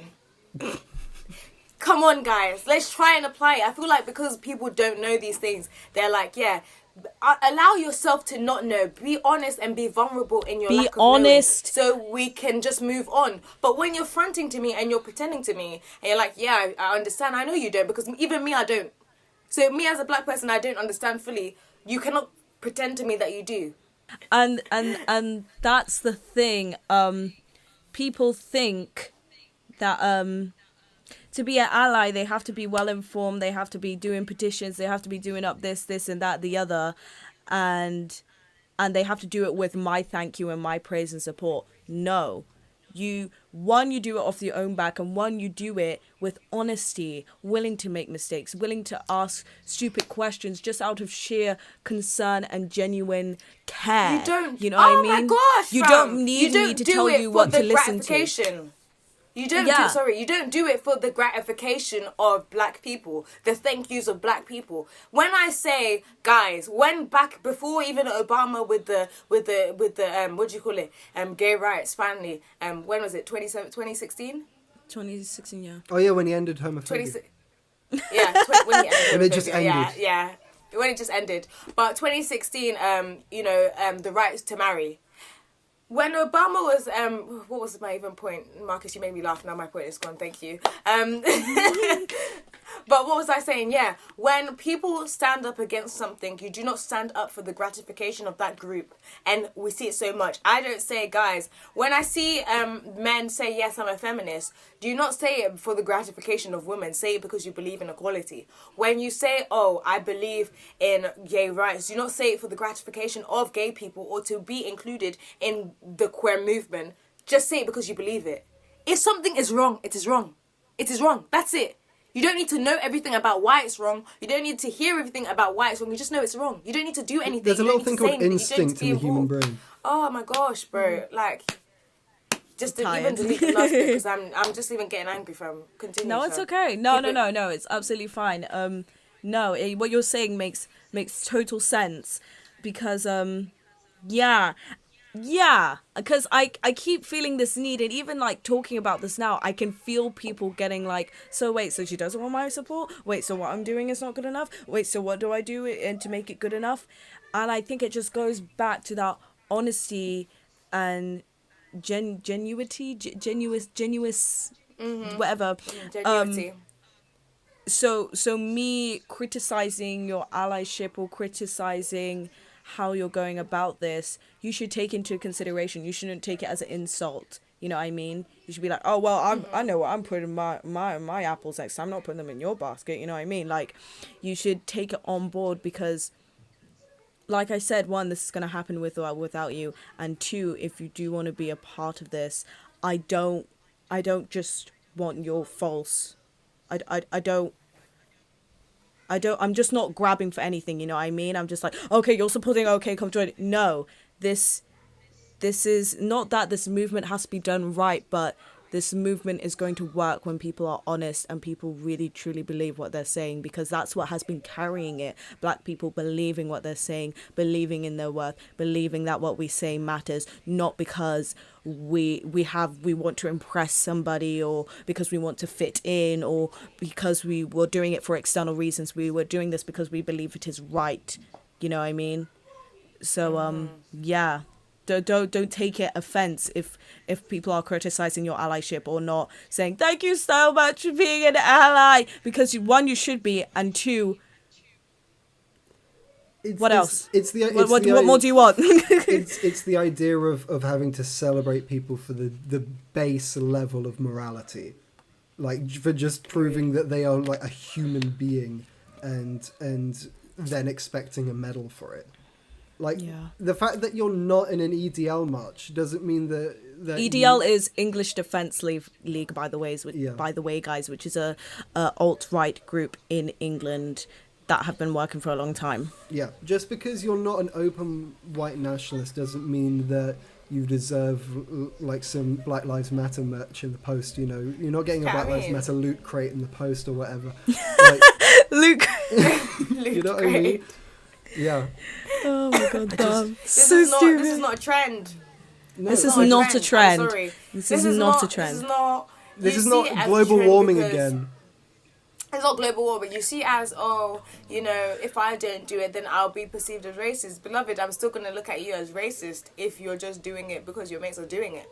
Especially if you were racist to me in the past and you're still doing it just because your mates are doing it. Beloved, a bit of the change, a bit of the think about it. Come on, think about it. Just a little bit. How many masks were worn on Blackout Tuesday, you know? How many people... Like, how many fake... And the thing is, side note to that, I'm just even going to shout at Felly in this. Felicity was a babe during the blackout. She did not stand for it. She said, not these people who were racist to me, not these people who were silent when I was being oppressed, not these people now doing Blackout Tuesday in solidarity, not these people who would call me an N-word if they were given the chance to, not these people. And the thing is, it is a performance, and we do it on our day-to-day. When it no longer became fashionable to be homophobic, we changed. When it no longer became fashionable to hate Somalians, black people, we changed. See you. We see you too. When it no longer became fashionable for Africans and Caribbeans to constantly be clashing, we change. When it comes out of fashion, we change. But when you do it just for the purpose of fashion, it is not a long-term goal. You'll be found out. It is not a long-term. And people see through that. Game. And we see through it. And Felly, I'm gonna send you the screenshots. I'm not sure how you're gonna edit it, but please put the screenshots in. Okay. We'll link her account and everything. Yeah. Wait, two things to link. We got Kehinde and Felly. Okay, cool. Carry on. Yeah. What do you call it? She was basically like, no, I'm so sorry. especially, and the thing is, people feel like this is the first time like we're seeing white allyship. We have seen white allyship be done correctly for so long that you cannot come and do it subpar and expect me to give you my soul in thanks. Yes. Felly said it as well. Sorry. Jane Elliot, before even this was a trend, before Black Lives Matter was even a movement, Jane Elliot was there literally correcting and atting prejudiced and racist white people as a white woman herself. Elliot. Okay? For no gratification of black people, but because it was the right thing to do. Sis didn't get a medal. Sis even stopped when she came to the UK and she was shocked. She even stopped what she was doing. Do you get what I mean? So if I've been seeing good allyship, if I've seen good white allyship for the first time, it's not now that I'm going to clap for you for your subpar allyship. And that people also don't understand that criticism is not hate. Oh, it makes you feel uncomfortable. People are dying. Get a grip. Get a grip. Get a grip. Oh my gosh, so Michaela doesn't even like it, then I'm not going to do it as well. I'm not going to do it anymore. Don't do it then. Don't do it then. Because you weren't doing it for the right reasons. Don't do it. It's not me that you're doing. It's you that you're doing. It's not me that you're affecting. It's you yourself. Oh my gosh. Take criticism as a means to evolve, as a means to grow. We are, fam, when I first met Nkara and Marcus and myself, we were not the people that you see today. We are not the articulate people that you see today. We're not the people who are able to articulate our emotions and our feelings as well as we are today. When we started year 12 together, Nkara was still cis, straight performing, and Marcus was still straight performing. Do you get what I mean? We're not the people we are today. But through through criticism, we grew. Even a bit of a shade. There was not just 3 people in this friendship to begin with. Okay? There was not just 3 people in this friendship to begin with. There was another. She did not like criticism. She bounced. Is it me that she's doing? Or is it her? Is it me that she's killing? Or is it herself? It will come back to you, bro. It will come back to you. Criticism is a means to grow. If you don't get to grip and take criticism as, okay, now I'm going to do this with purpose. Another shout out, by the way. Another shout out. Angel. Mama. Angel. We see you, Angel. Angel. Who watches the show. You. We love you, Angel. Angel, exactly. You're fantastic. Angel, we've been seeing you. We've been seeing you. Even in sixth form, though you may not have been as vocal, and you even did a PR statement. Oh my gosh, that one I even had to cry because that one was amazing. When we were in sixth form, you were not the one screaming the N-word. You were not the one that was telling me to get back to my own country. You were not the one doing the most. But still, accountability for the fact that you were not aware. Or accountability for the fact that you didn't speak up. You don't have to be the most racist bigot to take accountability for oneself, beloved. Me, I'll take accountability for myself when it comes to homophobia. When I was younger, it wasn't that I was homophobic. I just didn't know of the meanings of homophobia when we were in Southfields. Especially going to a girls' school, the homophobia that we received was because of the stigma of going to a girls' school. So to combat that, I was literally like, no, that's not true. And that is staying silent on the problems of gay people. It's an accountability thing. So now the babe took the criticism. She took, look at your age mates. Look at your age mates. And I think look at your age mates. And I think this is important to say. Sorry. I think it's important to say that our critique of allyship isn't an attack, because not only because we exist in a predominantly white area, this also outreaches to people who are in diverse areas, who are in London and going to these protests, and their white friends and their black friends and their Indian friends and their East Asian friends and their Filipino friends are also engaging in this. I think this is a very relevant conversation to everyone, just to say that. We're not just saying this because we live in a predominantly white area. Sorry to carry on. Exactly. But before anyone comes to kill me, I love my allies. I love my LGBTQ plus allies. I like my Black Lives Matter allies. I really like my feminist peoples. I really like my allyship. I like it correctly. I don't like it for performance. I don't like pretense, okay? Because when this fades away, you go back to doing what you're doing. And that's not allyship to me. Besides the point, Angel, she heard two black people say, guys, let's do allyship properly if we're going to do it at all. Sis did what she did. I don't need to talk too tough. Sis did what she did, and she did it correctly. And that is an age mate. I'm not trying to criticize all, because some are triggered still, some are emotional still, because this is not life or death. So some are still emotional. some are still emotional. So, anyways, let me say this in the best ways. This is not all white allies, beloved. I grew up in a very, very predominantly white town. A lot of my brethren are white. Okay, a lot of my bros are white. A lot of my friends and fam are white. Okay, and they do it well. So I have no complaint. But those who don't do it well and do it because it's a trend, I'm sorry, God will deal with you. I'm sorry, God will deal with you. Because when this fades, I said it before, what do you stand for? What do you stand for? If you stand for nothing, you fall for anything. And the thing is, I'm seeing it again. If you stand for nothing, you fall for anything. Black Lives Matter is not another thing for you to fall for because you're ill-informed. Okay? I want you to use your initiative to say, rah, maybe we shouldn't be killing black people for no reason. Not rah. All of my friends think this, therefore I need to think it too. Anyways, continue. Continue. I said, like, yeah, you know, I'm just like, exactly. This whole, because I've been scared to put my critiques on white allyship all out there because I don't want people to say, oh, you don't want support then. But like you just articulated it perfectly. So yeah. And I think I made a post on the Blackout Tuesday about like telling people that if you're not posting the blackout, then I'm sorry, you have no compassion or remorse, and I'm sorry for that. And these are the reasons why, and these are the reasons why you should.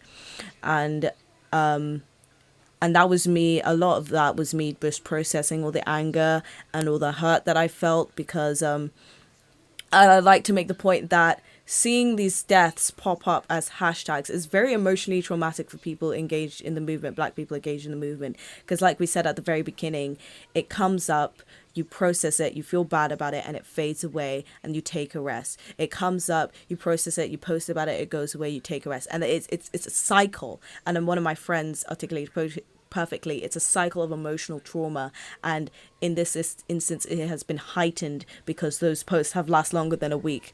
Have last longer than a week.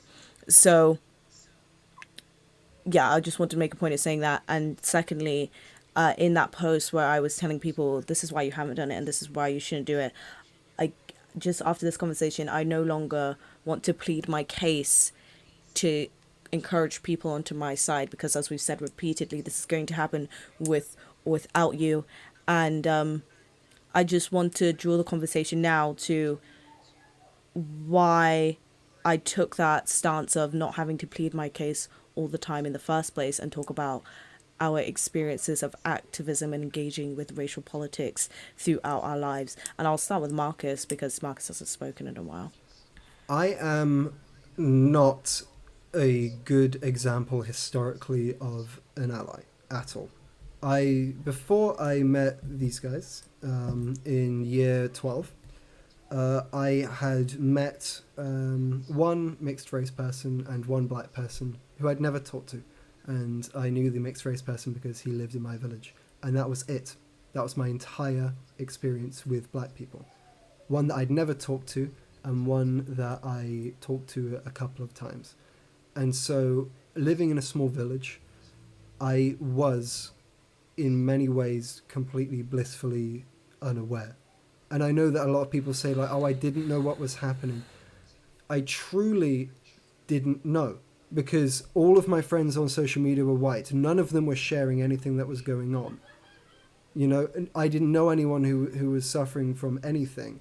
You know, I was surrounded by a bubble of privilege. And then when it was popped for me, I felt this, what we were talking about, embarrassment at the fact that not only did I not look out into the world, because, you know, you have tunnel vision when you have white privilege and you have no idea any of this is happening. It could be happening right next to you and you just like, oh, la-di-da-di-da, they're going off to Top Man or whatever. And I'm sorry, I'm going to make loads of white stereotype jokes because it's fun, because you guys are allowed to. And he said suddenly, I was thrust into this knowledge and this embarrassment of the fact that I hadn't done enough. And to this day, I still feel like I have not done enough. I haven't done enough, you know? I haven't been as active as I want to be. But this has helped me come to terms with the fact that allyship is a very opportunistic thing, in the fact that if you make yourself aware of the opportunities around you to help stand up and try and elevate other people's voices, they're everywhere and they're obvious, and you can just do it, and it's so easy. Call people out. Just acknowledge that something racist is happening. You can tell. As you were saying, you can tell when something wrong is happening unless you're actively ignoring it. So stop ignoring it. You can't ignore it anymore and pretend that you're ignoring it, because it's everywhere. Everybody is seeing it now. It's all over social media. Twitter right now is nothing but this. You have to scour through Twitter to find something that isn't about what's going on right now. You don't have an excuse anymore. I don't have an excuse anymore. And that's thrust me into actually having to do something about it. And so that's why I'm making a promise to myself that I'm going to call people out. I'm going to educate myself more. Because for the past few years, I have been trying to educate myself as much as I can.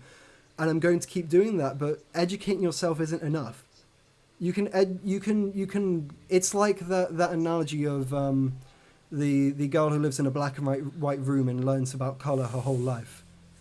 And she never experiences color, right?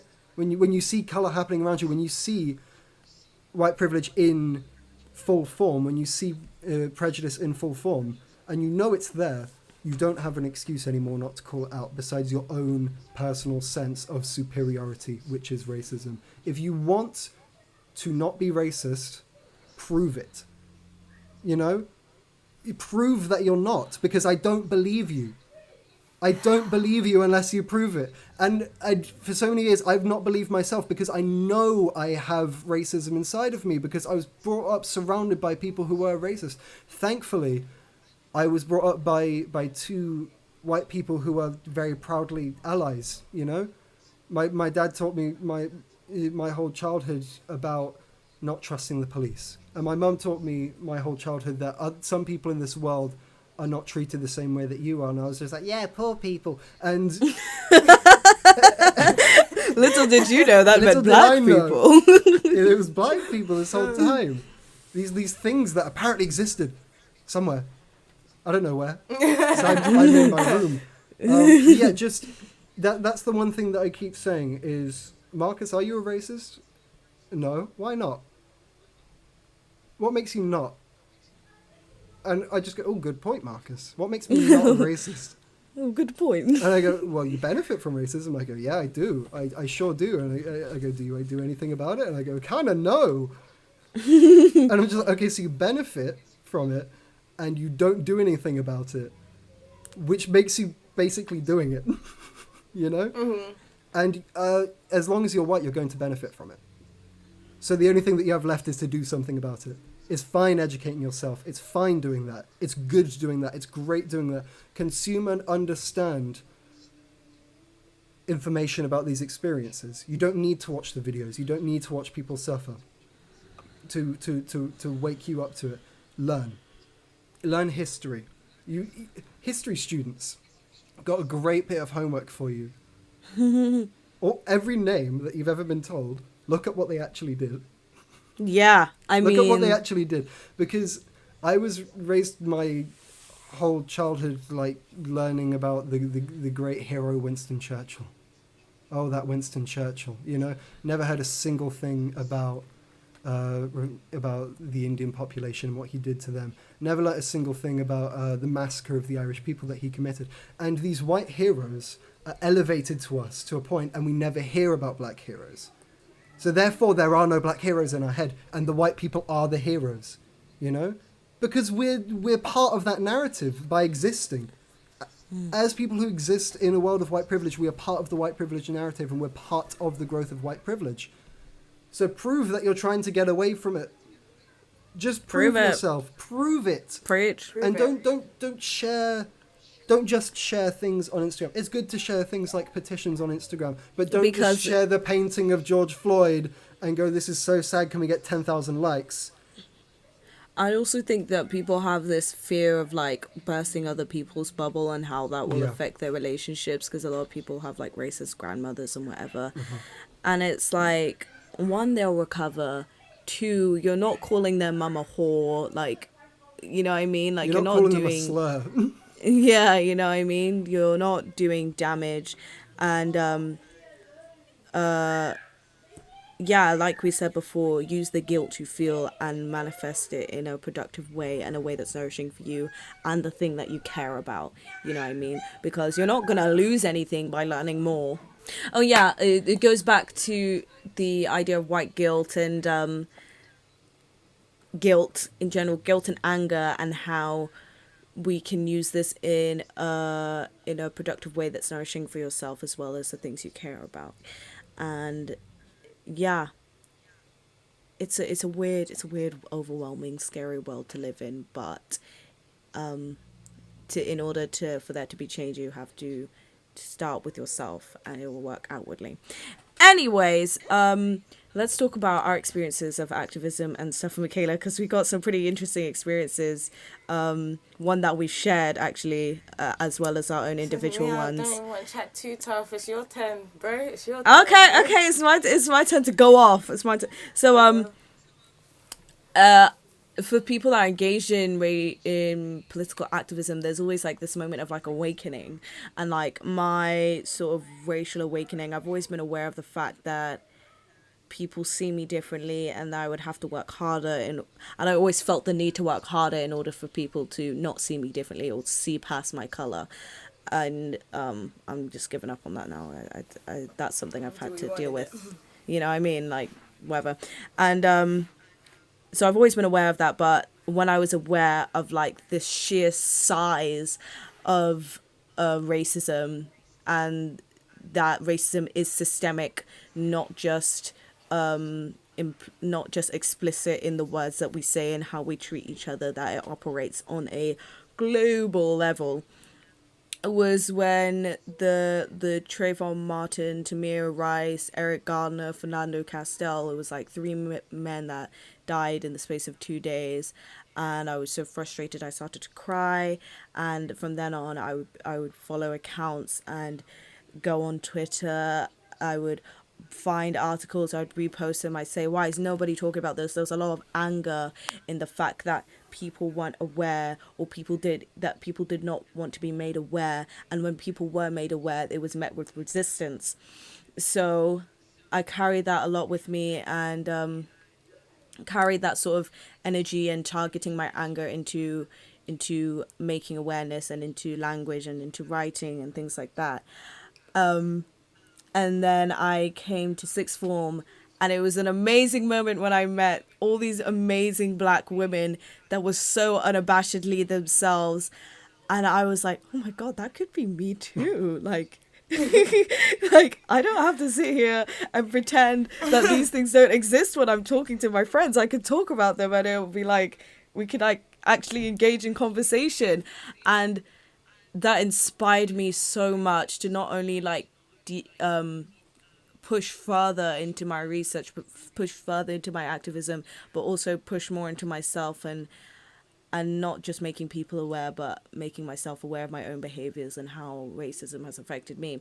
And so I went to start co-found my own society, where we talk about, and little to the people that went to our secondary school and sixth form, little did you know that our society, where we discuss politics and racism and the lives of BME students, started off as a black woman society, where we would talk about the same things, and we would just chill and we'd have a great conversation for an hour on a Thursday. And that was so great. I still have the picture of our first thing. I wore my hair down and I wore my all black outfit. Oh my God, it was so great. And sorry. Well, I wore my hair down. Yeah, I remember the outfit and the hair down. I remember the lesson when you first came in wearing that. I was wearing my purple dress, in it. I missed that dress. What happened to that dress? I don't know, bro. I don't know. Can you find it, please? It would go with. It would so go with the hair. Yeah. Anyways, purple and orange. Yeah, and that started, and I was super optimistic about it. We wanted to create a safe space for minority students to discuss their experiences and to to discuss their experiences and feel like they could relate to one another. What it felt like to me, it turned into I will say a battleground of me trying to defend myself and what I believe to a room of 30 people. You know what I mean? And a lot of the time it was very hard because there would be great sessions where I laid my soul on the line. I gave all the facts that I knew. I proved my point, and some people were on board. Some people still had questions, and I was like, great, such a good session. And then a day later, someone says they felt uncomfortable in that session because they felt like they couldn't say their mind without Nkara or Michaela having something to say back. And it's like, it's a discussion. So I just shouldn't speak. That's how discussions work. So I should just say nothing. And it was that, or it's the fact that there were rumors that only people of color were allowed in, even though we explicitly said the space was open to everybody and it was a place of listening and discussion. It was that, or someone felt ostracized because someone said something, they don't know who, but they felt like they weren't allowed in. And those moments were really hard. I would go home and I would cry to my sister, and I'd be like, I just don't know what more these people want. It was really like an emotional whirlwind, because I would be feeling I'm doing everything I can to make people feel included, to make people feel heard, to make people feel like this is to make my vision come true, that we don't just sit here and talk about baseline, whether you can say the N-word or not, that we get into the nitty-gritty of like our experiences and how they're so nuanced and where they come from and why people say these things. But it just wasn't that. It was people coming in with like, oh, I'm gonna get Michaela riled up today, realizing the tone is not that at all, and sitting back for the whole hour and not saying a word because now they're embarrassed, because they know if they said what they were gonna say, they would get called out on it. You know what I mean? Don't be stupid. Or people saying, having their rebuttal, fair enough, getting told, okay, this is why I disagree with you because of X, Y, and Z, and feeling that means they've been silenced. No, you haven't been silenced. You've been proven wrong, my dear. You know what I mean? Or I love that. Oh, can I put that in a script? Go ahead. Glorious. That's glorious. Oh my god. If your argument no longer holds weight because I've told you that, then I'm sorry, it's no longer just your opinion. You're just incorrect. You know what I mean?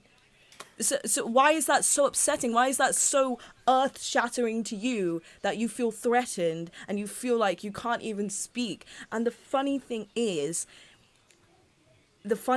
one, that's how Black people have felt all their lives, but even people who are engaging with activism, that's what you go through when you read about these things, when you watch the documentaries, when you even just read a simple post. You're like, oh, this has opened my mind. I may disagree with this slightly, but I'm going to investigate why, and I'm going to see both sides. It's about open conversation, discussion, and the willingness to change and open your mind. That's where real change and growth happens. And that wasn't happening for me in that space. That space was just, it felt destructive because I was constantly put on the line of proving myself, prove yourself, defend yourself. Not only because was I really a young person feeling the need to be like the voice of the people or the educator of the institution. It's a lot to put on a fucking 16-year-old shoulders. So it was really scary. It was really emotionally hard. So eventually the society fizzled out. And I'm glad it was there for while it standed, because I feel like it did help a lot of people. And it did opened the discussion for a lot of people that wouldn't have opened it before, and they heard views that they'd never heard before and whatnot. And I think it inspired a lot of younger people in the school to see all these Black women in this space just being themselves and speaking freely. I think that was very special for them, because it was special for me. But yeah, ever since then, I made the decision to take care of myself first, that I don't have to be a sacrificial lamb or a martyr to engage with this and be an activist. That's not what it means to be an activist. I can do it in my own way I don't have to attend protests every time they happen. I can write, I can create art, I can speak to people, I can do it to the people around me, and I can inspire my siblings. I can make sure to tell them that their black is beautiful, and they can do with that with what they will, you know what I mean? So that is my experience with black activism, and I think it's very important for a lot of black people to know who are engaged with activism or the BLM movement that you must take care of yourself. It is not, I repeat, it is not your job to educate people, and it is not your job to educate people. I always say this, Google is free. It is free. If you are watching this video, you can Google right now podcasts about the black experience or institutionalized racism. Right now. You can Google Kehinde Andrews. You can Google Renie Eddo-Lodge. You can Google history of Malcolm X. You can Google Martin Luther King. You can Google what's her name? The first black female MP. What's her name? Something Abbott. Bernie Smith. Diane Abbott. Bernie Smith. Fucking anybody. 2011 riots, why they started. Those started off as peaceful protests that a black girl was beaten by 16 police officers, so protesters lit 2 police cars on fire. Then the riots ensued because Mark Duggan was shot broad daylight, when told to step out a taxi car, a black man. You can Google the statistics that black people are way more likely to die in custody than white people in this Britain. The information is there. Use it. You don't have to be on the front lines. You don't have to be throwing yourself. You can do it. So black people, take care of yourself. Do your research when you want to, and make sure to not. And I think it's very important and a way I've taken care of myself is not just seeing my experience of being black as a victim, to understand what my blackness means to me as something beautiful, something resilient, something I should be proud of, not that just my blackness makes me a victim, that it makes me great, you know? So, yeah. Yeah, I just think that your point about the fact that black people don't owe white people a thing is something that so many white people really, really don't get. They think that if you don't open up the gates for us, they can't become an activist, you know? We think that, I don't know, if we're not welcomed with a banner, like, why join? You know, why join if there's nothing in it for us? Which is something that is cultivated in, you tried to link it earlier to capitalism. Capitalism! The idea that everything has to come with some form of a physical or moral reward, you know? And what Michaela said about the fact that all justice and all reward in life comes after life. I mean, I'm not a religious person, but I do believe that if the world is unjust, it has to be countered by something which is justice. And whether we find that justice after life or we make justice in life, it exists and you can pursue it. And if you don't pursue it, then you're unjust, you know? And period. One thing that I have wanted to mention is one way that I found it personally incredibly easy to gain more of an understanding of the black experience was simply watch movies by black people. It's a very easy thing. Important part of that. By, not about. Don't watch Green Book. It's just... It's so easy to sit back and watch a movie. So watch a movie which actually denotates messages that are positive about the black experience. I don't know, just go and watch a fucking Spike Lee movie if you want to understand more. Watch Moonlight. Black Klansman fills you. Watch Moonlight. Yeah, white people, like... Yeah, Black Klansman fills you the whole time with this massively entertaining story, and then just ends with the application of the messages to the story, basically. It says, here's how things are, basically. It fills you with entertainment and then gives you the message, and it pushes it in your face and says, you can't ignore it. If we put it right here in front of you, you have to twist your neck to ignore it when it's on a big cinema screen. Just, even if it starts with entertainment that's informative, that's a good place to start. I found. You know? Just open your horizons, because privilege is Even... Sorry, I'll just finish that. People think privilege is like standing on the peak of society and being able to look onto everything. No, privilege is actually a disease that closes you off to the rest of the world. And it's not that you can relinquish yourself of that disease, because like we said, white people are still going to benefit from racism at the end of the day, unless it is completely stripped from the society. It's that you could take something to cope with the symptoms of it. You know what I mean? Open your horizons, because you're only going to be so grateful that you do. So to go ahead, Michaela. Personally for me, as Sankara's already really talked about, like, the whole ASC shebang of when we started that whole society and how fun that was. Just even to delve deeper into it, what for me was a very big indicator of what privilege is the ability to complain about being excluded for something, being given the opportunity to join that something and choosing not to because you don't want to. That in itself was the exercising of a privilege that we don't get to have. We don't get to wake up one day and be like, today I just don't want to experience racism. And you're like, oh, we're no longer only racist. If we're no longer racism. We don't fancy it. We no longer... Jane Elliot literally said, you exercise a right that people of colour don't get to exercise when you choose not to engage, or you choose not to go to these things that are made available to you. You choose to put it down. I can't put my colour of skin down. I don't want to either, because I'm beautiful. But I can't put my colour of skin down. And that is something that we need to... That basically, the whole ASC experience really shed light to me. You're a white girl and you're complaining about not being allowed to go to ASC. We're like, by the way, you're allowed to go to ASC, and you're like, never mind. So what was the point? What was the point of the complaint? What was the point of using your voice? What was the point of... complaining to teachers? What was the point of gathering people against ASC when you didn't even want to join it in the first place? And I always used to say, even though ASC wasn't exclusive, and ASC included all students because it was advocates for student equality, so it was open to all students. Even though ASC was open to all students, I always say, if ASC was just for POC, it would have still been valid. It would have still been valid. It would have still been valid.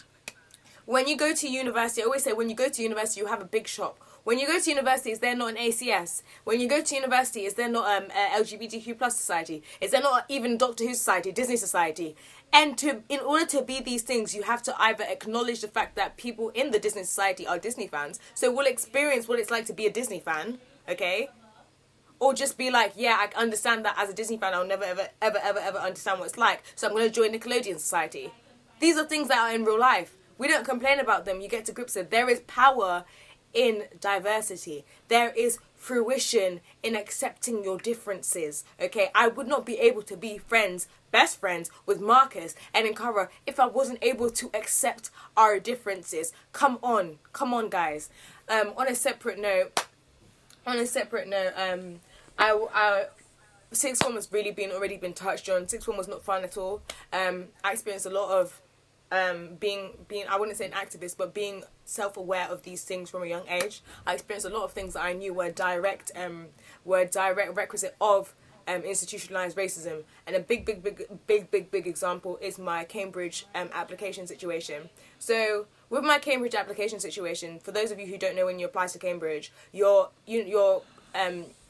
sixth form institutions are notified of whether you get an interview or not around the same time or before you are notified. So I'm going to say this. When I say in my YouTube video that I was not made aware because my dad misplaced the letter, that was my awareness, if that makes sense. But the school knew, because the school was told by Robinson when they had decided, Robinson College is the college that I applied for in Cambridge, the school were told by Robinson College that I had got an interview. Why was that kept from me? Because they thought it wasn't correct. Why would you think that? And that's all I have to say on that. Why would you think that? I remember, so yeah, they notify you first, and they were told, because I did not notify my teachers that I was applying to Cambridge at the time, that was the excuse that they used for not being aware that I was applying. Beloved, an email does not lie. If you were not aware I was applying, where did the interview request fall from? The sky? The sky?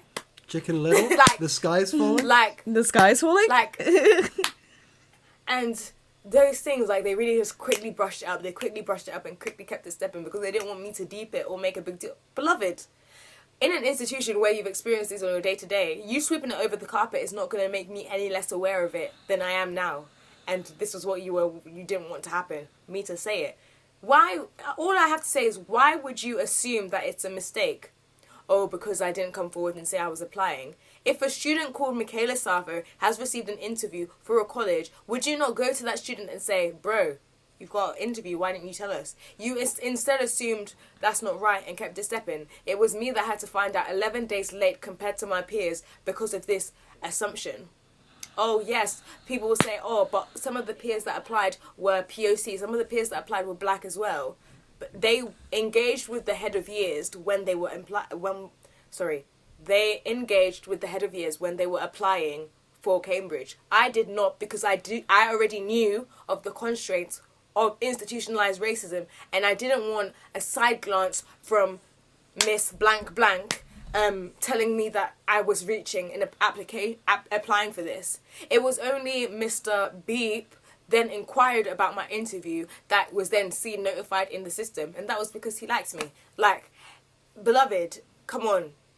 If it was not that favour that I experienced during that time, would I have been told in time? And I was already told late. So these things happen, and I kept it stepping because at the end of the day, these are things that happen on our day-to-day. I can't complain in my life. Beloved, I applied to Cambridge. It's not a complaint that I'm going to complain. The privilege to even apply to Cambridge in the first place is a big, big jump. But these are still things that follow through. Prior to, that was my whole sixth form sitch.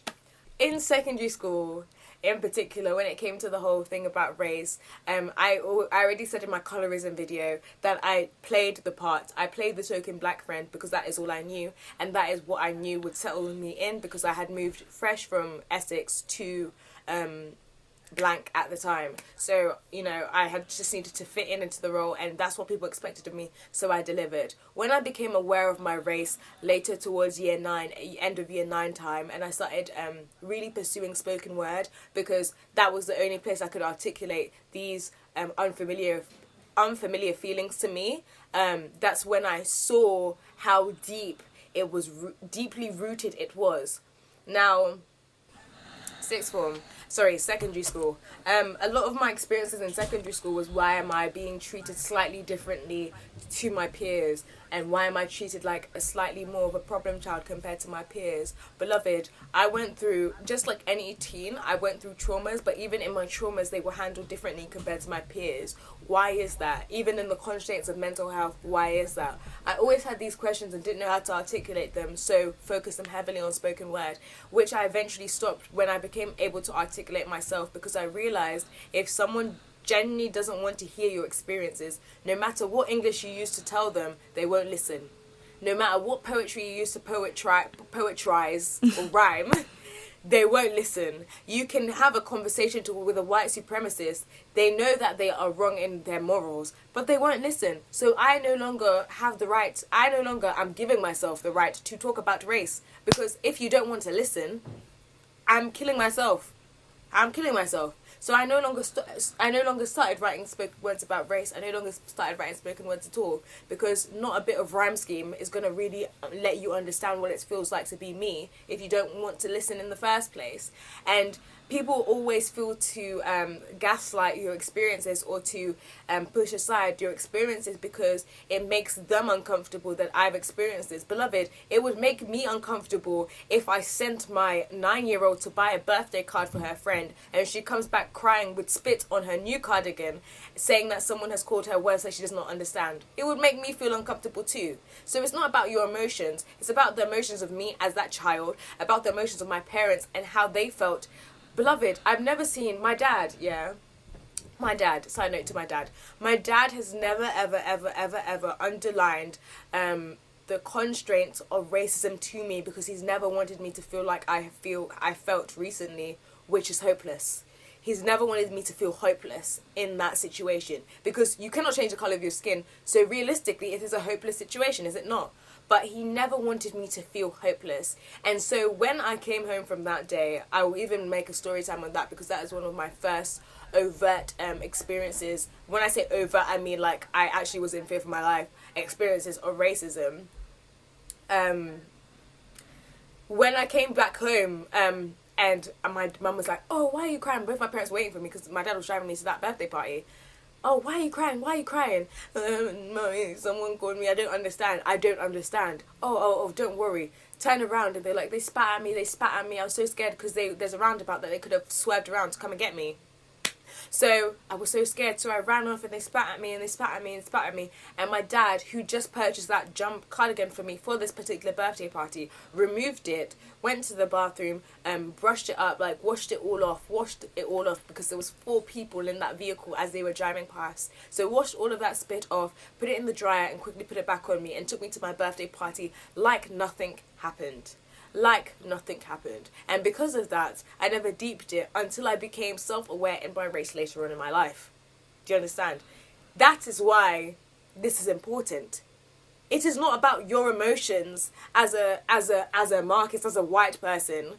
It's not about your emotions with this, because it's not about, oh my gosh, I don't want my child to witness this, I don't want my child to be seeing this. Because someone else's child is experiencing this and is living this and is confused. I was so confused. Or the confusion you have, "Mummy, why does Michael stand up to pee and why do I sit down to pee?" It's not a gender confusion. It is a confusion about one's pure existence.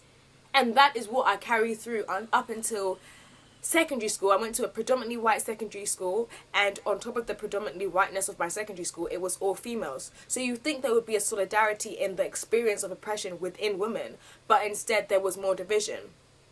When we started, I'm going to say this now, me and my friends who were predominantly POC, so I'm going to name them by name, me, Sam, Simi, Toffee, Denise, Avita, and a few others, and obviously our white friends that were partakers of that also, so Libby's, who were partakers of this also, made a charity or an organisation called The Help.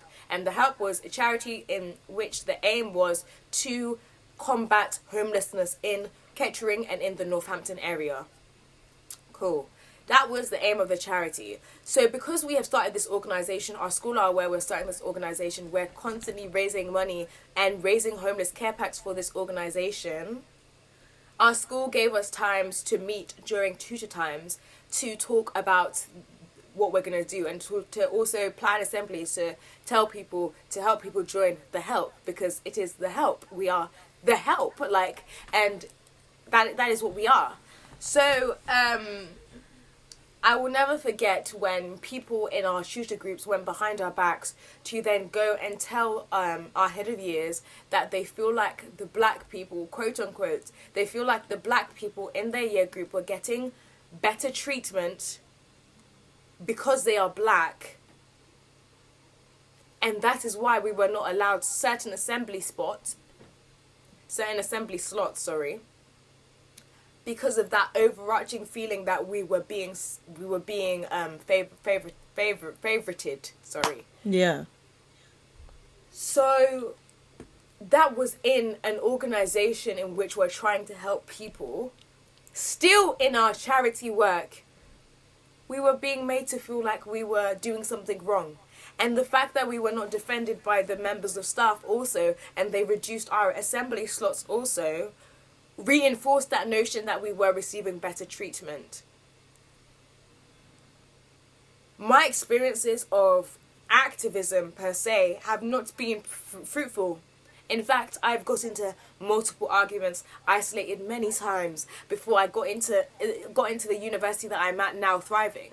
It wasn't a sweet and a fruitful thing, and that was generally because of the lack of acknowledgement of not just white people, any person who refused to acknowledge that these things existed. And when we were told, we were put to the side, and she said it in a soft voice so we wouldn't be offended when we knew what it was, and she telling us was aware what it was also. So yes, we go into year 10 and year 11 hearing these things, and we're becoming more and more aware of race. Now we've got the Sandra Bland case, and we've got the Trayvon Martins, the Tamir Rices, we've got all of these cases that are now being more and more publicized. And so I get bought a Black Lives Matter hoodie by my best friend at the time, and she gives it to me, and she's like, yeah, go and do your thing, basically go, because because, let me even Englishize, because that's what I stood so passionately for in my closet area, so let me stand for it outside. My father pulled me aside and said, please do not wear this outside because you do not know what you're enticing towards you, because people genuinely disagree. It is a statement, Black Lives Matter. If someone says Black Lives Matter and you say, but actually, no, just ask, do Black Lives Matter? Yes or no? That's it. It's not a convo. It's not a discussion. It is a yes or no.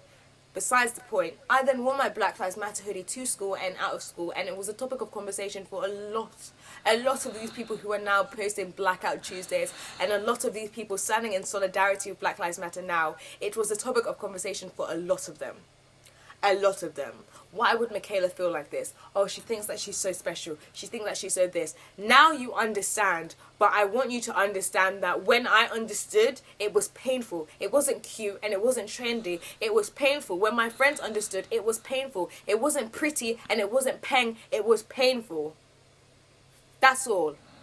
I'm wearing it to English and my teacher pulls me to the side and she says, Michaela, I know what you're saying, but I really, really think you shouldn't be wearing this to and from school because you might solicit unwanted attention.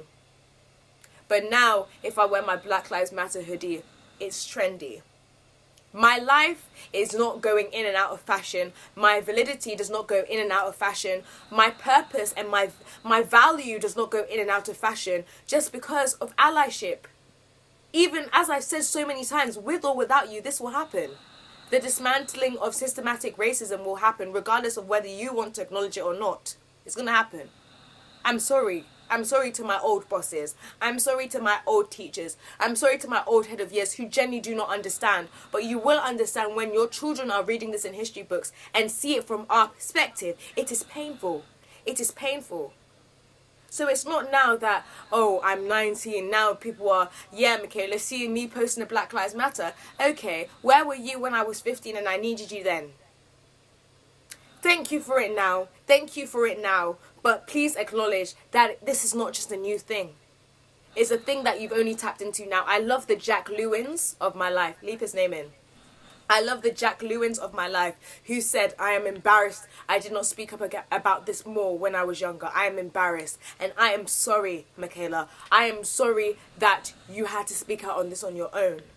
That is the apology. And the thing is, I know I said I don't want apologies. I meant like, you know, he's actually doing things behind the work. So yeah, we like the apologies when you're like, I'm going when the effort is there. We're not. Then, yeah, you get what I mean. Also be tagged below. Subscribe to him. Oh yeah. Go check out Jack Lewin. Subscribe to Jack. We love the Jack Lewins of this life. He was like, yeah, I now understand. You know, and I'm ashamed that I did not understand further. Do you get what I mean? The acknowledgement that Black Lives Matter existed prior and you're only tapping into it now. That is powerful. I had the privilege to look away for 5 years and now I'm tapping into it because there's no longer the opportunity, as you said, Marcus, to look away. That is powerful. So I'm sorry. I'm very sorry if I'm cynical. I'm very sorry if I come across as aggressive. Very sorry if your emotions are hurt. But these are the lives and deaths and experiences of people. Beloved, lest we forget that I was an American living in America in the American educational and educational system and educational institution myself. I was an American citizen myself, okay? And these are not things that I'm saying are out of the pocket. Same thing, different country. Same thing, different country. Oh, why is Michaela? Even the first day of school, you're pledging allegiance to your flag. As a British person, I don't know what the fuck you're doing. And I'm like, what do? I put my left hand on my heart. My teacher removes my left hand and places my right hand on my heart. And I'm pledging allegiance to a country that I know nothing of. And we're banning NFL players for taking the knee. It is so much more. It is so much deeper than me. It is so much more than me and my experience. But you guys who are watching this just for the fact that I'm here, it is more than my experience. it is an out. You only are tapping into it because I'm the closest representative that you've had to that experience. And I acknowledge that. I'm not going to take that away. Thank you. Thank you for even taking your time to watch. But this is more than it. It's not an emotion thing. It's not a, oh my gosh, I'm sensitive thing. This is life or death. Beloved, my dad, when we were in America, my dad simply was driving. Someone pulled out on a sharp turn. He steps out of the vehicle. The person opposite steps out of the vehicle. Person opposite looks at him, steps back into their vehicle, and calls the police.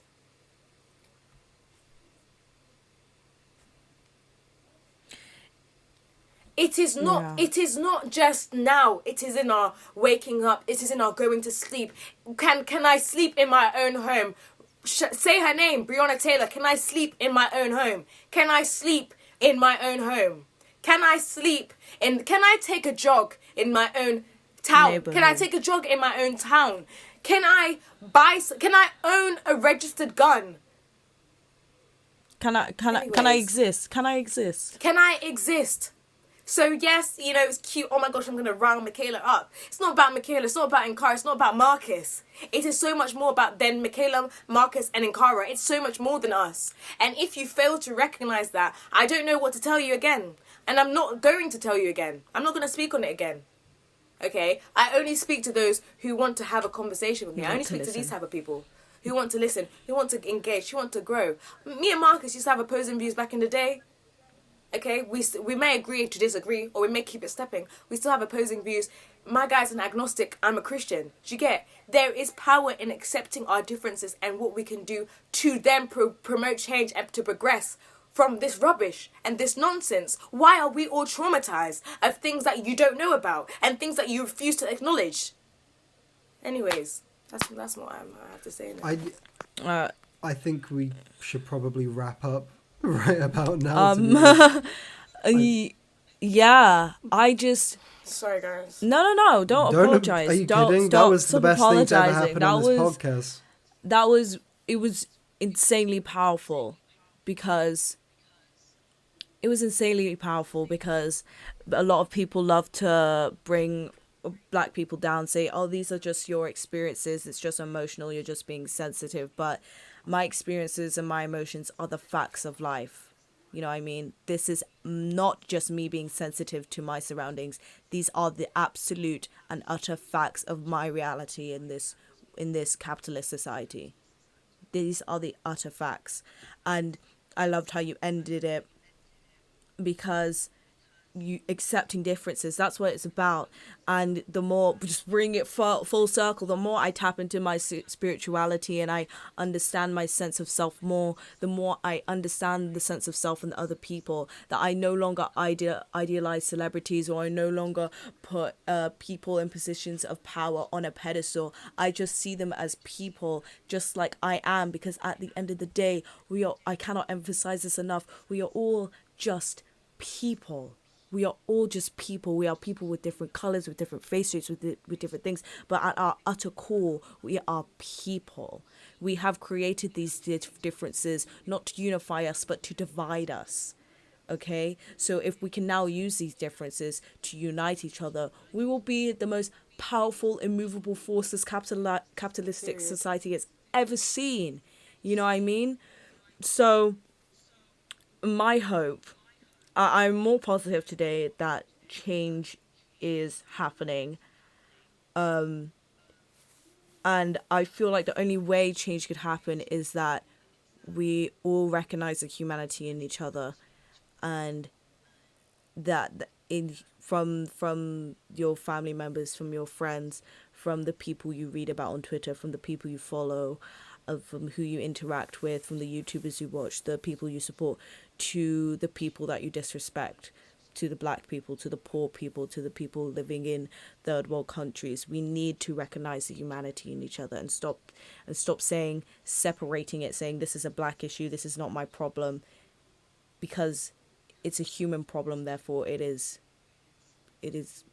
part of you. You know what I mean? So recognize the humanity in each other, open your heart, open yourself up to love, and we can make a difference. dismantle racism. Michaela, this racism. is going to be like the only time that you're ever going to hear me make a Christianity reference. Be Christ-like right now. What did Jesus do? He stood up, he started talking about things, and then he actually did them. Even for my Christian viewers, a bit of the Christianity. Let me even get it out. Ooh, gotta get a nice Bible quote. Get your Jesus out. Because get your Jesus out. Get your Jesus out. I haven't burped now this episode, I finally did. This is what my conclusion will be. Just a side note, I just want to really reiterate that it's not normal for people to have these traumas. Yes, everyone has childhood traumas, but imagine being a woman, having female traumas, having consent-like traumas, then having race traumas. It's just a lot of trauma. So we shouldn't be having these traumas, and it shouldn't be controversial to end something like racism. And if it's controversial to you, you're the problem. I think you need to do some digging, I'm not gonna lie. I hate to break it to this man. I hate to break it to you. I hate to break it to you. So this is just my conclusion. This is something that I'm not going to give the context of the Bible time. Just Jeremiah 22 verse 3. Let's apply it to the world. So this is what the Lord says: do what is just and right. Rescue from the hand of the oppressor the one who has been robbed. Do no wrong or violence to the foreigner, the fatherless or the widow, and do not shed innocent blood in this place. In this place. Further down in verse 5, but if you do not obey these commands, declares the Lord, I swear upon myself that this place will become a ruin. I didn't say it, God said it. I didn't say it, God said it. If you are not just... Sorry. No. Sorry. Not even God said it. It's happening. You know what I mean? If you don't believe in God, look around you. We're in a fucking pandemic. We're in a pandemic where literally people are rioting, people are using excuses to riot. The planet is dying. This place will become a ruin. Our only task is to be just and right. And if we do not do that, this place becomes a ruin. That is that. Obviously, applying it to the context of this now age, it'll become a ruin. Furthermore, love, obviously, we've got the love poem in the Bible. Love does not delight in evil, but rejoices in the truth. It always protects, always trusts, always hopes, and always perseveres. Love will persevere. In your racism, that is not love. So, of course, you're not going to persevere. Why do you think this is falling? Some of your fathers and your father's companies are falling and crumbling because it was built on racist structures. Why do you think that is? It was not built on love. And my last and my most period of points. Proverbs 31, verse 8. It literally says this. And from this, we should all take. Christian and non-Christian alike. We should all take. Speak up for those who cannot speak for themselves, for the rights of those who are destitute. Speak up and judge fairly. Defend the rights of the poor and needy. There you go. So, Michaela, that's your final point.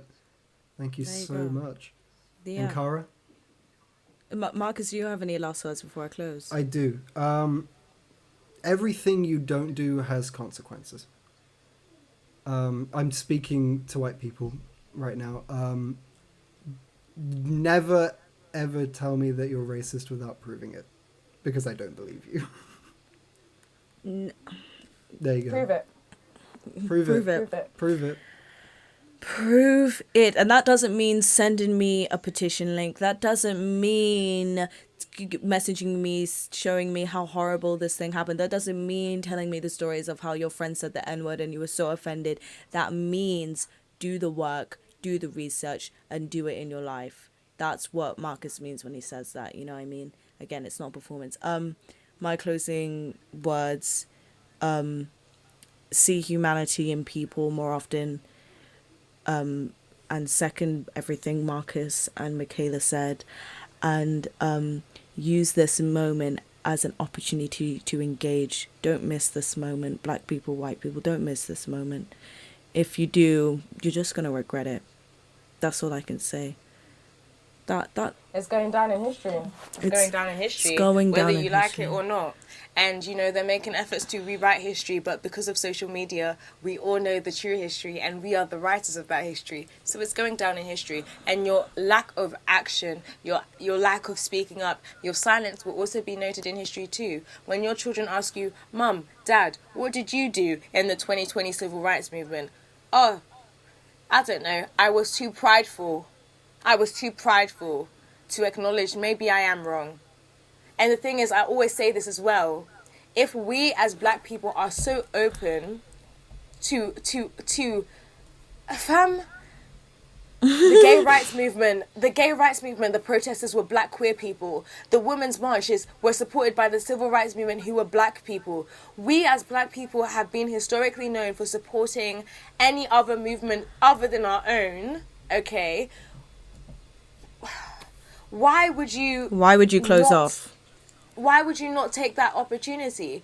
And if we are so open to accepting our wrongs, I personally, I can't speak for everyone, but I personally am so open to accepting my wrongs. I'm sorry that I called you that. Oh, that was wrong. I'm sorry about that. Why can't you? What exempts you? No, nothing exempts you. If you feel like your colour exempts you, check in yourself, as Marcus says, check yourself. But you're not exempt from this. And lastly, just before subscribe at Fruit Salad. Subscribe Fruit Salad. That's going to be a bastard to edit. Right. Sorry. I'm sorry. Michaela, thank you so much for joining us. Thank you so much for having me. This has been the best episode of Couple of Kooky Kids. Thank you so much for joining us. Thank you so much for having me. Hope to have you on again soon. I love y'all. Maybe you're coming on again. We want a Sensei episode. We want to do we need a Sensei episode for the cluster. The closing words: be open to critique, love yourself, take care of yourself, take care of the people around you. Let's all unite against this common oppressor. We're not asking you to fucking march down your street today and tell your neighborhood Karen to fuck off. We're asking you to just show a little more compassion, okay? You know what I mean? Thank you, everyone, for listening. Thank you so much, Michaela, for joining us. Empathy is going to save you and everyone you love. Yes. Period. Yes. Okay. Period. Have a great day, everyone. Subscribe to Fruit Salad. Bye. Subscribe to Subscribe to Fruit Salad. Bye. Subscribe to Couple of Kooky Kids.